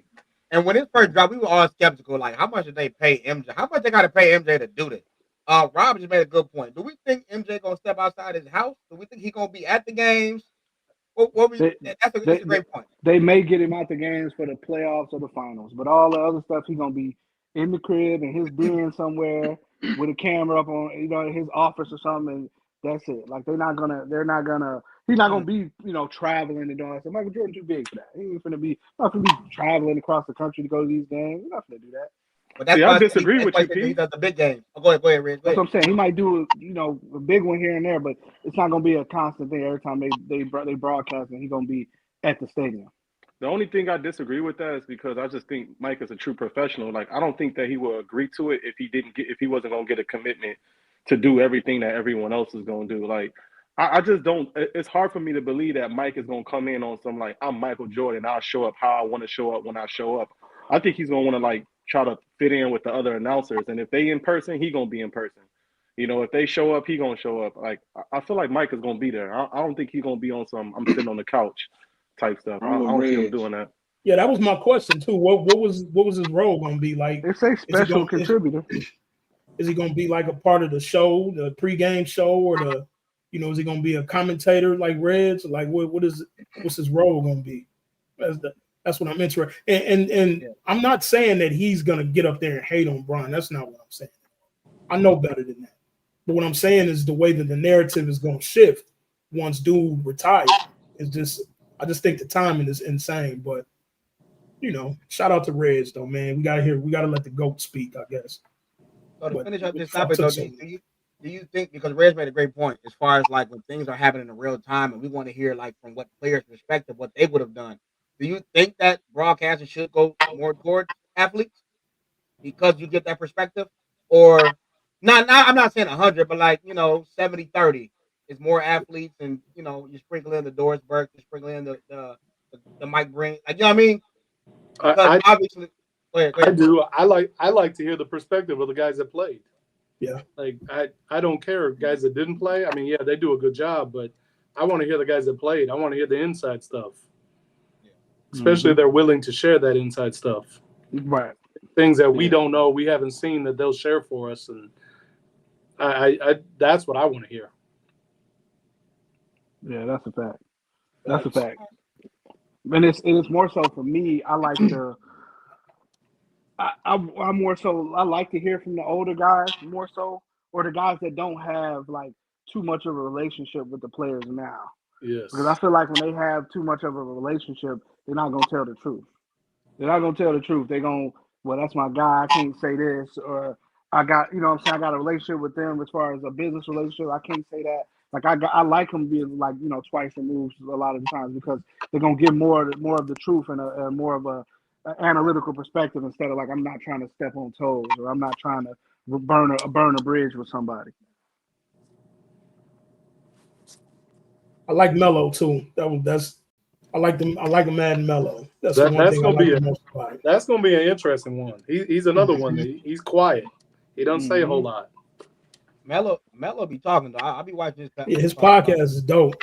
Melo is Melo is the reason why I really like his son too. Is because they are unapologetically New York fam. Is dope to me, especially his son. Like he, you know, chop cheese, fuck out of here, all kind of New York stuff. I love it. No, that's big time. All right, going into our last two topics, man, and this is the one that we're all here for. Keith, I'm gonna kick it off with you, man. Obviously, it's been a lot of, you know, I wouldn't even call it slander, but I just think it's been a lot of Kobe Bryant talk where it ain't been in the most positive light in today's media. So I just want to ask you guys, everybody on the panel, what is your favorite Kobe Bryant moment? It could be in the NBA, it could be somewhere else, it could be him talking to a fan, it could be whatever. What is your favorite Kobe Bryant moment? Keith, do you have one? Yeah, I got a couple. I know Go ahead, one of give me my a couple. favorites is the Shaq oop in the playoffs where he throw it up and Shaq run down point at the crowd. That's for sure one of my favorites. That would have to be top 3. And then the 81 is also that's up there. And then I will have to say one of the behind the back passes to Paul Gasol against the Magic. Yeah, I think that's in my 5. That's because you know a lot of people say Kobe don't pass a lot, but when he did, he used to get 5, 6, 7 assists a game sometimes. So that's probably my top 3 that I can think about right now. Shaundus, I'm gonna swing this to you, my guy. Yeah, I'm with fam on the first one. The that was just crazy. My second one is the one where fan did like this. Who was that against Phoenix? Yeah, Phoenix. When he hit that fadeaway. Oh my God! That right elbow. That right elbow. Man, I remember watching that game. I didn't even pick that one. That's fine. Me too. Man, I remember watching. I remember watching the 81-point game too. And then my third one would have to be. So I think E was talking about it earlier, but he was playing and Paul Gasol was doing like this. You know what I mean? Y'all know what I'm talking about, right? Just Orlando. Yeah. He was telling Paul to slip. Oh my God, I love how they were reading each other's eyes, and I really love that, man. I really wish him and Paul could have got at least one more together. But yeah, that's my 3 for sure. Mo. So one of my favorite Kobe's is the Olympics. When he ran right through Paul. When he ran over Paul, just ran right through him. Yeah, that's one of my all-time favorites. And then the other one was can't even think of his name right now with the Magic when Cont got him throwing the ball out of bounds and he just stood there. Oh, Matt Barnes. Matt Barnes, yes. Didn't even phase him. Mamba. Then the one that hurt me, but I love watching it. I'm a big Michigan fan, big Jalen Rose fan. When he dropped 81 on him. Yo, that commercial was all-time favorite. Yes. Eddie, great. Favorite Kobe Bryant moment. Kobe Bean Bryant. So for me, it's between Olympics and the 81 game. Please don't say that. The Olympics specifically, what Coach Mo said, I remember vividly when Kobe walked up to Paul Gasol to start talking to him in Spanish. Yes. Like that shit right there, to me, that was so hard to me. You know what I'm saying? Then to go out there and for them to get it done the way they did. But I vividly remember the 81 game. I was at the crib watching. It was at the point when he was at about 60. I called my brother like, hey, this nigga Kobe going crazy right now. Are you watching? He's like, nah, I ain't watching. So I start giving him a play-by-play like, bruh, he at 70 right now. He losing his mind. He's like, for real? I'm like, hey, you might need to tune in right now because I don't think this motherfucker stop. That 81 shit was crazy to me. That was crazy. Oh, that's a good one. Red, what you got? Damn, I got a lot of moments. I definitely got 4. Yeah, I got like 4. I got the one. I got the moment where he scored 60. I think it was 62 on Dallas in 3 quarters. In 3 quarters, he set out the fourth quarter. I remember that one. I got the one when he. Don't quote me on this one, but I think he scored like 40 points in 9 straight games. Like he was going insane. 9 straight games. 40, that was like yeah. 2003. I remember that. Yep. And then the other 2 is more like just funny moments when the young boys with Jeremy Lin and them was celebrating that win. Yeah. He was on the David Letterman show. Hey, he was bad as hell. That way, and then just the personal one with him and Kanye, that commercial. I love that. That's when what he was like, I need say. more. Thank you, Kobe. Like, Kobe, what the hell are you talking about, man? What do you mean? Be the same. Yeah. Different beast. Damn. Told him to be a different beast, but the same animal. Yeah. That's my favorite commercial right and there. And that showed a different light of Kobe too, though, man. Yeah. Go ahead, P. So my 3 is a little off, a little eyeballish. No, do your thing. My one of them, not in no particular order, was the baseline double pump reverse on Minnesota. When he took KG and Spreewell when he came baseline and that one.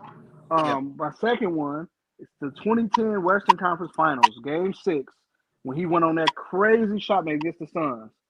When he hit that shot right in front of Alvin Gentry and then tapped him on the ass as he ran by and did the airplane celebration going to the bench.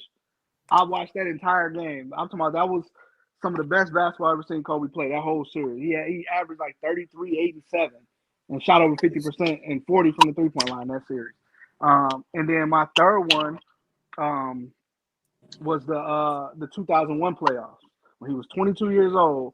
And to close out the Sacramento Kings, he went for 48 and 16 rebounds at 22. Like that was when I knew, like, oh yeah, he's him. He's the one. So I forgot my 4th one, but I have 3 and I've written them down just so I didn't forget. We were playing Spain and we were up 9. Everybody from Dwayne Wade to LeBron, everybody got lethargic. I forgot my boy name. Fernandez played for the Blazers. Rudy Fernandez. He started cooking us, and they cut the lead from 9-2. Kobe ended up getting his floater, and then we was up 5 for like a minute 20. D Wade kicked it out to him and won. He looked at the crowd, and to see all the NBA players, like they were like fans. I don't know. It just gave me chills where it's like God here. He saved it. Like, fuck. You get what I'm saying? And that moment was the Steph Curry before Steph Curry moment. Yeah. It was that moment to where everybody was just like Melo on the bench, Chris Bosh on the bench, and they cheering as if like they made the shot. So as a coach, as I'm getting older, little shit like that do shit to me. I don't know what's going on, but do shit to me. My second one, which is my favorite moment because Kyrie really thought he was like one of them dudes. Where Kyrie told him, I'm not little Bow Wow, you know? And Kobe told him, bro, you pick any charity. When I beat your ass, just send it to them, bro. And then literally, Cavs played the Lakers, and I got him. He got a little whistle. I got him. And then obviously they showed the possession where he's stopping Kyrie. That was dope. And then my favorite, I didn't watch it, but I got to see the highlight when I was younger though. When T-Mac came down, and Kobe fell. And Kobe got the ball and said, I'm not giving this motherfucker up. He went baseline, dunked it, smacked the shit out of the glass, got the tech. And it was just like, I'm here. I don't care what T-Mac thought he just did to me, I'm here. So those are my 3 like untouchable moments of like Kobe, dog. Like that was crazy. So Shout out to Cole, man. And G Nix had a good one in the chat too, fam. That last game was phenomenal. That Utah game, that was phenomenal. And to you dudes that critique the shots he took, y'all disgusting, man. Y'all don't deserve nothing. Y'all deserve to be in hell with the rest of them. For sure. Gotta enjoy that moment for what it was, man. Like nobody expected my boy to do this is the last one. I would hope everybody go out like that. Not to get 60, but bro, you took 40? Like, think about this, like, God rest his soul, but if Kobe Bryant was able to get to 60 years old and he took, bro, I went out taking about 50 up. Like, you know what I mean? Like telling his kids that, like, that's just like that's how you do everything in life. If that's the last time you can breathe, live it to the fullest. And that's what I took from that moment. If this is my last time on earth, this is what I'm finna put out. You get what I'm saying? And I thought that was just dope as hell. Right there in front of Shaq too. And he told Shaq, I'm gonna give you something special tonight, son. But Shaq told him to go for 50 that night. Yeah. I think he told him to go for 40. Was it 40? He told him to go for 40. And Kobe told him like that shit did. And then he ended up getting 60. So that was dope, man. But appreciate that, man. Appreciate everybody that's still here, man. We get into our last scenario. Our last segment of the day, which is my favorite one, is Rank the Scenario. I came up with this list right here, hoping that it'll piss Eddie off. I don't know. This might be an easy one, though. If it's easy, y'all, I'm not going to lie. It took me 3 days to come up with these 3 players. Like, for real. To see what Eddie will say. So, if this ain't shit, it's going to make me mad. All right? You got to bench. You got to start, bench, or cut. All right? And they prime in college. Oh, shit. They got to move these mugs. So why is always bench Brook Lopez. Starting Jordan. Out of these, fucking yeah, that's disgusting. Out of these 3, bro. That's disgusting.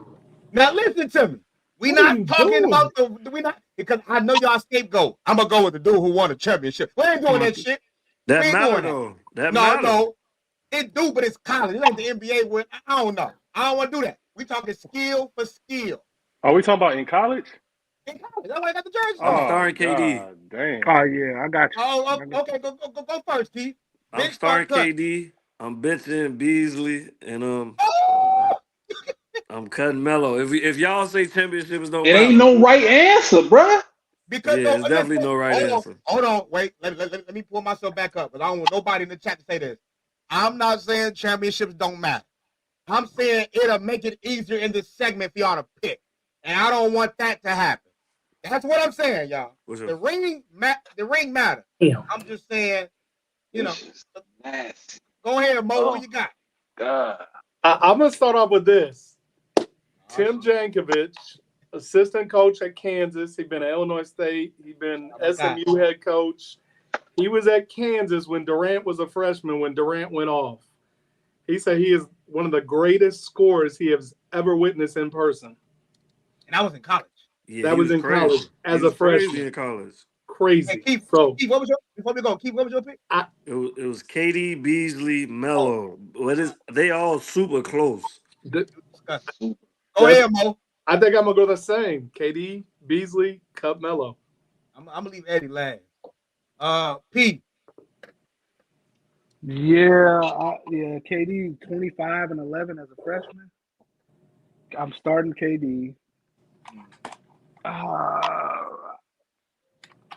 I'm benching Michael Beasley because Michael Beasley was a powerhouse. Yeah, and I got to cut Melo. Damn. That's tough. Damn. Yeah, that's tough. Damn. Tough. I'll go. Fuck it. I don't want to be last. I don't want to be wrong either.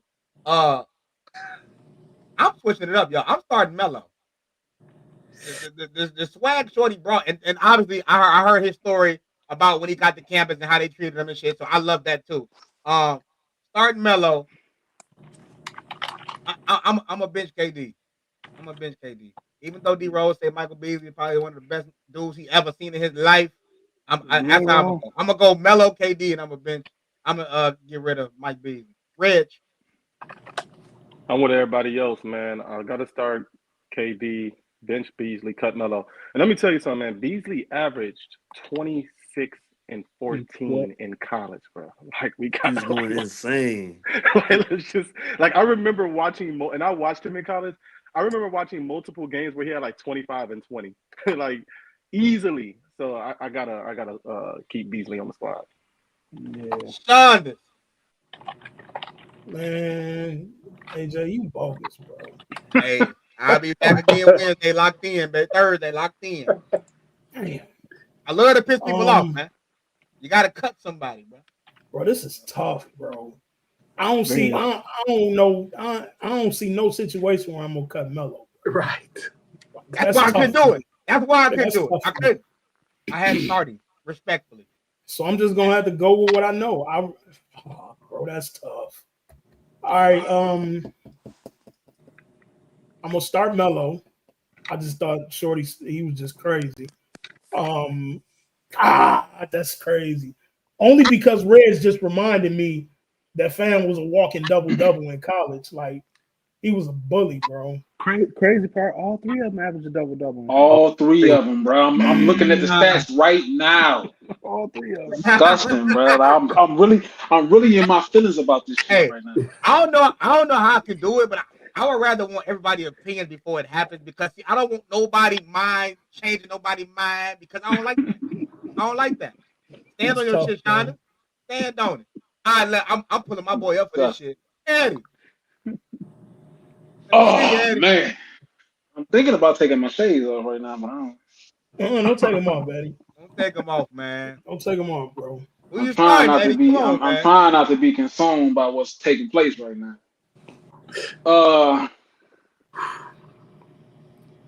I've been sitting here thinking about it this whole time. I knew you would love this. I did good, man. 3 days I've been on this shit. 3 days. I'm like, how can I?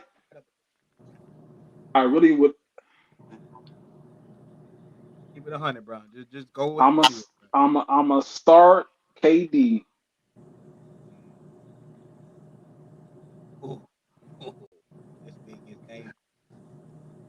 That's where it get tough at. I'm a bench Beasley. I'm a bench Melo. I'm a cut Beasley. Y'all see him pull the hat trick on him. I'm hey man. Hey.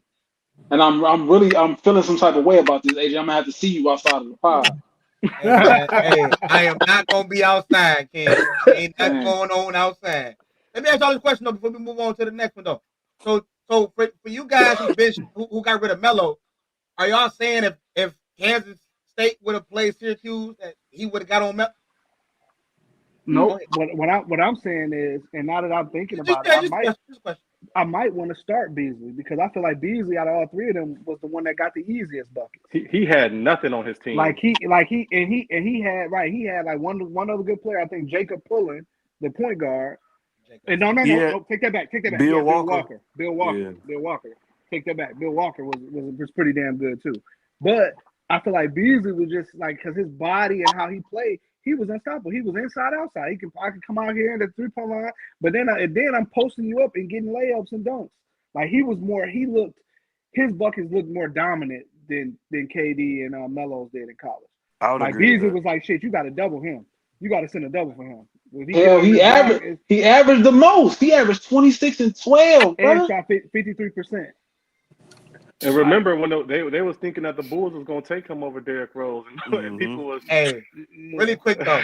The reason why, and I'm gonna go to the next one. The reason why I knew Beasley was nice though, Derrick Rose was on the podcast and he said one time they sent Michael Beasley out to do something to go look at his ID.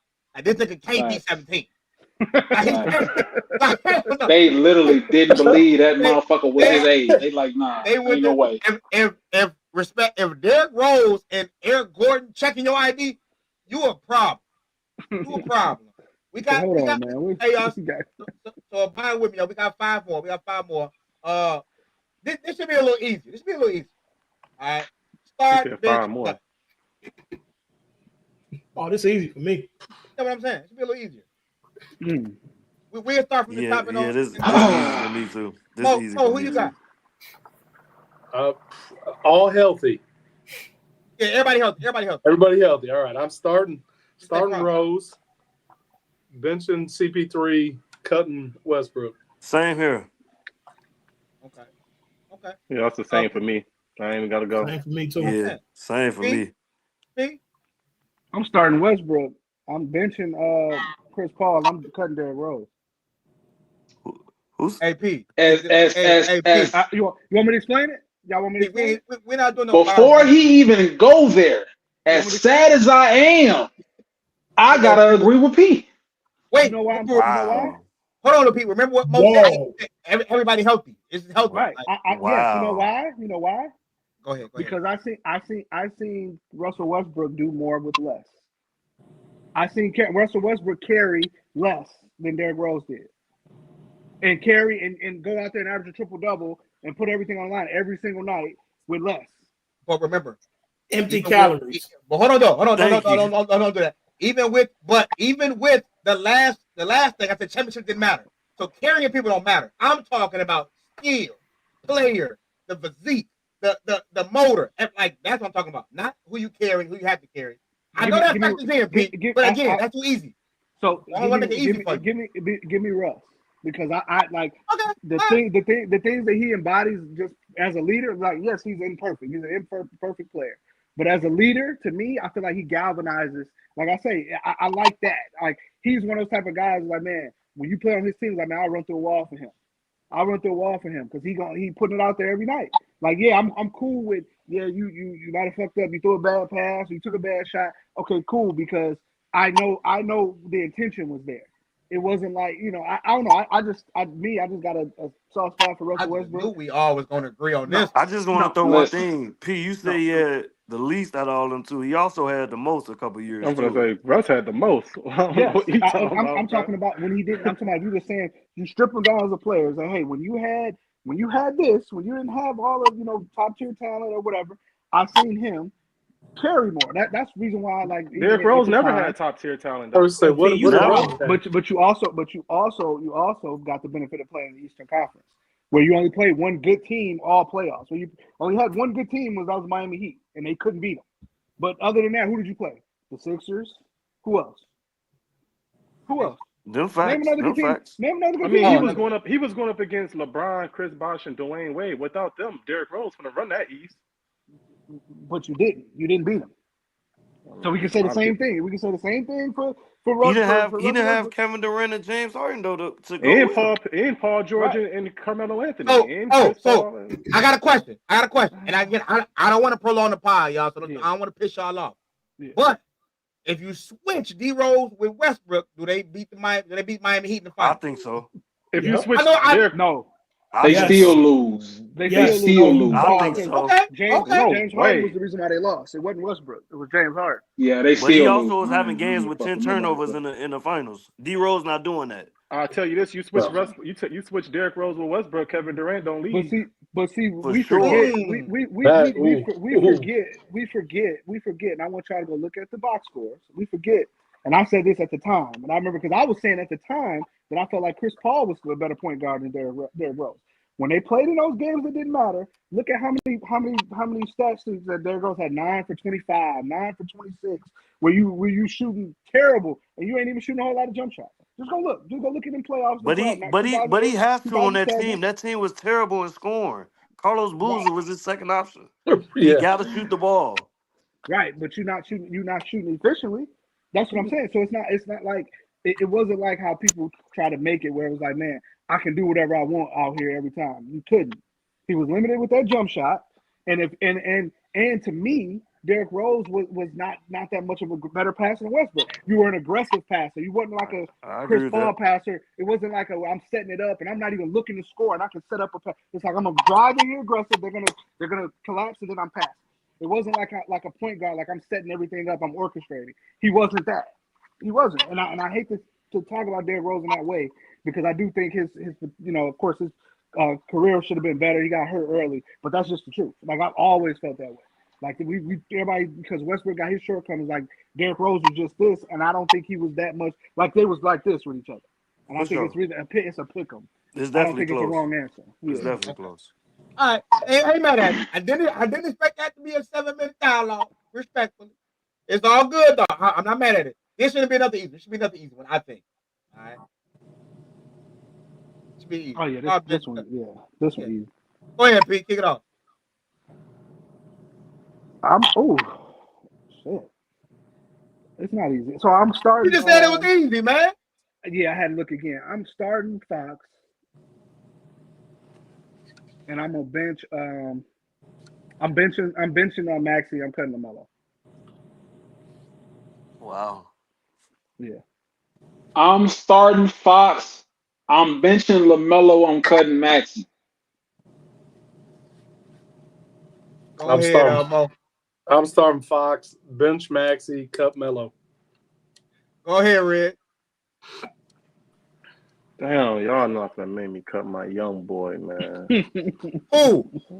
LaMelo, man. Okay. Hey, I see what P did there. P had to stand over with the shit he was talking about earlier, so I feel him. Yeah, I'm with y'all though. If we talking about winning time, it got to be start Fox, bench Tyrese, and cut Melo for sure. Unfortunately. Shaundus, who you got? I mean, it's easy for me. Give me start my boy Melo. I think he's a problem. I'm gonna cut De'Aaron Fox. Never really been a fan. He's nice though. And I'm gonna keep Tyrese Maxey. I'm gonna put him on the bench. So start Melo, bench Maxey, cut Fox. Eddie, who you got? Oh, my fault. I skipped Keith. Keith, who you got? Don't worry about it. I'll reiterate. Yeah, I'm starting Fox. Be careful with it. I'm gonna go ahead and bench LaMelo because of the upside, and then I'm gonna cut Maxey. So y'all like that, KC? That's the same reason I rank mine like the same way, bro. At the end of the day, in my opinion, so first off, these boys is young. Ain't none of them won shit, so we can't gauge them based on winning. Or here. Okay. What it comes down to is upside. To me, I'm taking Melo over Maxey. He's going to impact the game. He's going to impact the game more. The only reason I'm putting Fox first is because he got more time on the floor. Only reason. He's shown more. But I'm taking Melo over Maxey. I'm taking LaMelo over all of them there. That's why I'm not cutting Melo. That's literally why I'm not cutting. LaMelo got that. I'm going Maxey, Fox, LaMelo. Well, we know what you was going. And I get it. Don't get me wrong. Bro. I understand. We know you was cutting LaMelo. Everybody they knew that was. Hey man, hold on, brother. I don't want you to make this no LaMelo era hate, man. Everybody they knew that was coming. Because every time I say something about LaMelo, I watch the game, Ray. I got league pass, baby. I got 4 TVs in here. I'm locked in. Shorty do too much stupid shit for me. Look, I'm sorry. Yes. Very immature basketball player. Can I tell me the difference between LaMelo Ball in his youth and Steph Curry in his youth? Tell me the difference, because at the end of the day, when Steph Curry first got in the league, that's the same thing we used to say. He makes careless. Steph Curry was doing it in winning time in the playoffs, but he had a team around him. He had an organization around him that put in a winning environment. You're asking LaMelo Ball to do something that has never been done for a franchise, which is change the culture. That team has sucked traditionally, top down, owner down. So you can't compare the two, bro. And y'all don't get no fuckers. You shaking your head and your glasses on, bro. I don't care about nothing. I don't care what nothing he just talked about. First of all, Curry turnovers and LaMelo turnovers are not the same. I can show you. Steph Curry would try. No, today I'll give you that. Steph Curry here's a little loose, coming off ball screen. Today, you say young Steph Curry. Young Steph Curry was trying to make the right read. LaMelo Ball is shooting off one leg and shit. Like he trying to do some stupid shit. I'm for real. He trying to. I get both sides. If you go back and watch hold on, real quick. LaMelo Ball is trying to make the home run play every time. Steph Curry not doing that. He was trying to make winning plays. It was just turnover. Go ahead, though. I'm gonna let you speak. Hey, what wasn't Steph like the 7th pick in the draft? Golden State sucked. They were terrible. Look what Mo. He tried to clean it up by saying the organization was ass top to bottom. That's what he did. Because we remember that. We remember the believe team. What was Golden State before Steph? Well, awful. I mean, they had some good runs. They had with Baron Davis. That's what I meant, though.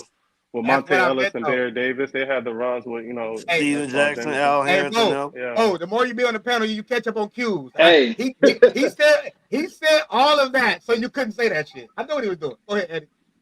I'm finna shake shit up real quick. So we mentioned in Golden State making it to the playoffs with the, we believe team and all that shit. So here's the thing. To one of P's points, when the fuck do we ever celebrate losing? Wait. Niggas ain't really got nowhere. Making it in the playoffs and beating the number 1 seed when you're the 8th seed is nice, but you ain't really won shit. I'm only saying that in reference to the Golden State Warriors. They didn't have no winning. They wasn't a winning team. For sure. That was cool. Yeah, but that wasn't shit.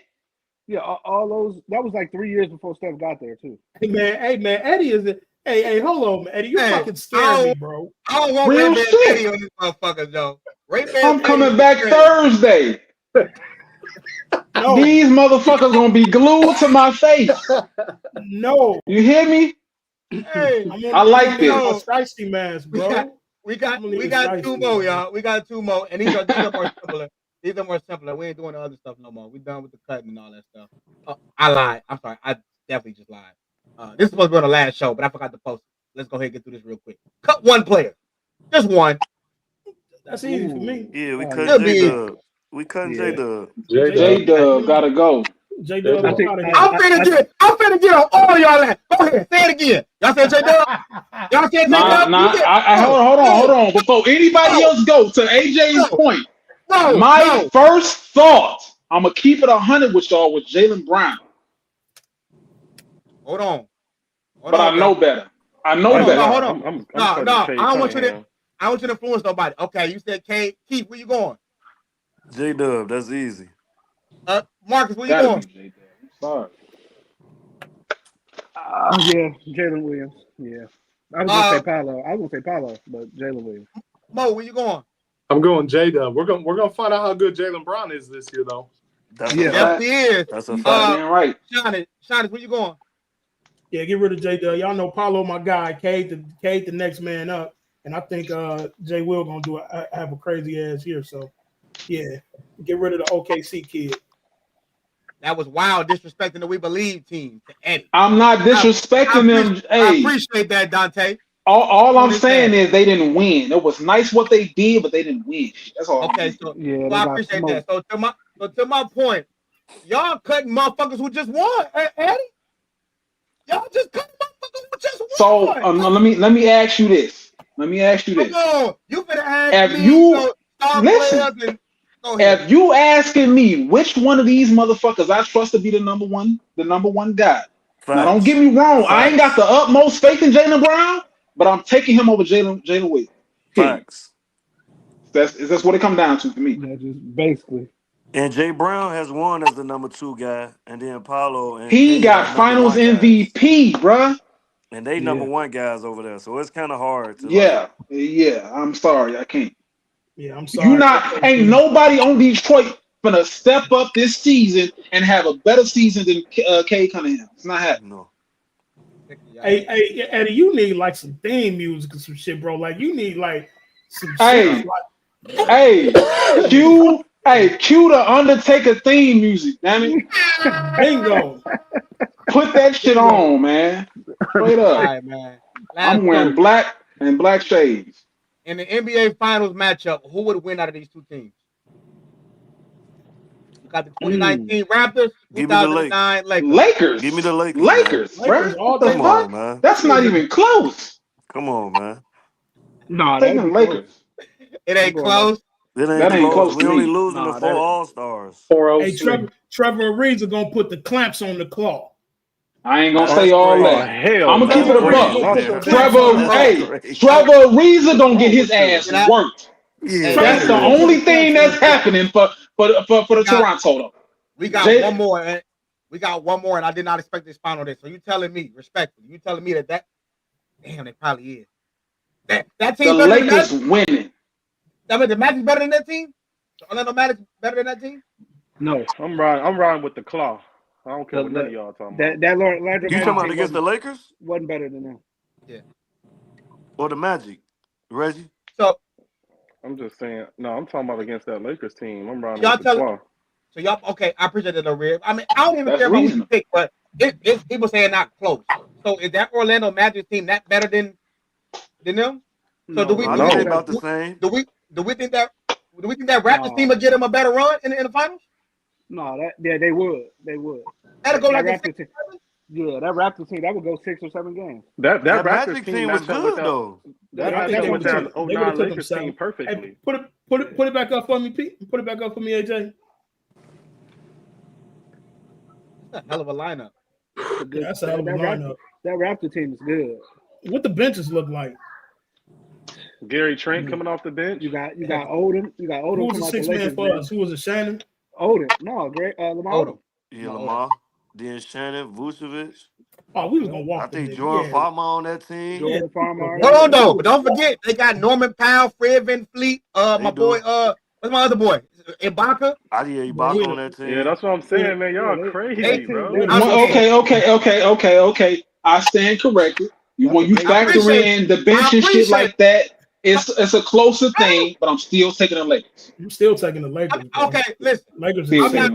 I'm never mad at nobody's opinions, obviously, besides when Pete picked. It's closer though. It's closer. I will say that. But y'all say the Raptors team is for sure better than the Magic? Yes. I think so. On paper, that doesn't necessarily mean they beat that Magic team. Yeah, I mean, okay. Dwight Howard was a problem. He would have fucking dominated Marc Gasol. They would have beat that Magic. They would have beat that Magic team. I'm not mad at that. I'm not even arguing that shit. I'm not arguing. Who's stopping Kawhi in his prime on the Magic? Nobody. They didn't have nobody. They didn't have like lockup defenders on for the wings. I'm not here to argue that shit. Yes, man, he would have been. That motherfucker was a cardboard cutout. Because we forget how good. Even at that point, call him a cardboard cutout. A cardboard cutout. Pascal was gonna be the matchup problem for that Magic team. Because if you put Rashard Lewis over there on Kawhi, who got Pascal? Pascal, that's a problem for Paul Gasol. He don't Turkle Lewis. Yeah, I got Turkle glue or Rashard Lewis over Siakam. That's true. Right, that would have made them have to play Paul Gasol at the 5, and Odom would have been trying to play. Guess what? Pascal can hold Powell. Powell can't hold Pascal. Sorry. No, I don't think he can do nothing with Powell. I was finna go there. Now, don't get me wrong. I get where Reg is coming from. Pascal, especially during that run, he was a great defender. But Pau Gasol in the post, ain't no fucking way he's he's not guarding that shit. Y'all like Paul Gasol was like Tim Duncan down there or something, bro. He was nice. He was close enough, shit. No, he was not. He was close enough. No, he was not. No, the only reason we separate them two is for defense. Offensively, Paul in the post, bro, he would have fucked Pascal up. Too big. Pascal would have got some stops. He would have got a couple stops. But I tell you what, they would have had to put Paul Gasol at the 5 because Pascal would have ran that slow ass nigga off. I agree with that. But at the end of the day, Pascal still would have had to play defense on Powell in that low post. And who the fuck was stopping Powell in the low post? And that's what I'm making is that Powell. You got a better chance at Powell with his. You got a better chance at Pascal with his length guarding Paul Gasol than you do with Paul Gasol sliding his feet on the perimeter. I'm not arguing that. I'm not arguing that. Definitely not arguing that. That's a little wild. And just for the record, before Kawhi Leonard got injured with the Spurs, they had the Warriors down 30 points. So don't tell me that Warriors team was unstoppable with KD. You know what I'm saying? Because Kawhi, dog, bro. Like in his prime, wasn't nobody stopping him, bro. For sure. They deserve all the respect they get. I ain't arguing. I ain't gonna lie. I don't know what happened, but this last little segment just kind of ruffled a lot of feathers in the chat. I swear I didn't mean to do this, y'all. That motherfucker said Kobe 12 all NBA on defense. Who guards Pascal? Marc Gasol was old as hell, buying him killing dude. Lakers is 7. Magic would kill them Raptors team. Killed them Raptors. MFers ain't stopping Bynum. Bron Cavs would have beat the Raptors. Matt Barnes, Kobe in 6. I see why y'all didn't bring me. Exactly. Ito and Rashard was nice. Yeah, I think they tweaking on the Magic. He said, and I'm with KC. I feel like niggas tweaked on the Magic, bro. Now, don't get me wrong. I'm not arguing that they would have beat Toronto. I think they had a chance though. That team was good, bro. We ain't finna downplay them. Laughing loud, P. No, I don't think he can do nothing with Paul. Paul IQ was the difference maker. Gasol was slow win. I think that's for Eddie. Or I think that's for Red. That's for Red. No, that wasn't for me. Yeah, Red. He He didn't want that Siakam would run him off the 3-point line, which I agree with. So because I feel like the only way you beating that Toronto team is if you had a team like the Warriors, shot maker, someone like KD who can go get a bucket in a phone booth. If you ain't got that, you're not beating that Raptors team. They had length everywhere, man. They was locking up on the perimeter. You're not going to beat that Raptors team shooting threes. Like, you're just not going to do it. Mentioning Kobe and none of this is diabolical. Mike, I don't think y'all paying attention. See, y'all ain't paying attention. I don't think nobody said that the Raptors would beat the Lakers. I asked would they give them a better shot than the Magics did. So we still think Kobe would have won, you know. And y'all wonder why he doesn't get respect. We just watched it live. Mike over here tweaking, y'all. We just gave a whole 20 minutes. Mike disgusting, man. The Sixers had them beat like what? Facts, Reg. Oh Hey, yeah, man. I'm looking Facts? at this. Paul Gasol, Mark Gasol. Them niggas won on a game on a buzzer beater, bruh. We forgetting that? No, he forgot. What you talking about? What, against Philly? Yeah. They won on a buzzer Philly was a beater. good team though, bro. They were. I'm not debating that. I'm just they saying to that point. That's why I think the Lakers would have won. Yeah, this Philly didn't have no fucking Kobe. They had a Joel Embiid. They didn't have Kobe. They had Kobe and they had motherfucking what's that crazy head nigga who wore the perm? Andrew Bynum. He came out in the Cavs with a perm. I didn't forget that shit.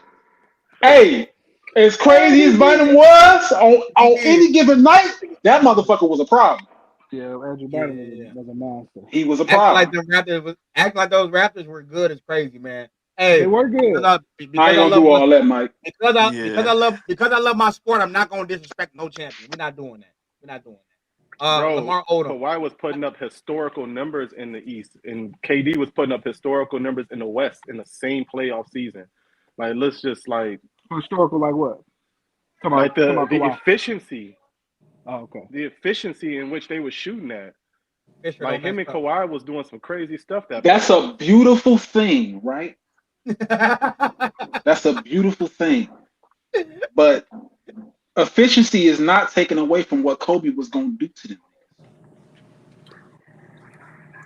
Hey, man. I mean, I saw Kobe have a bad game in a closeout game in the finals. So like, yeah, he absolutely did. He absolutely did. Hold on, man. That's a fact.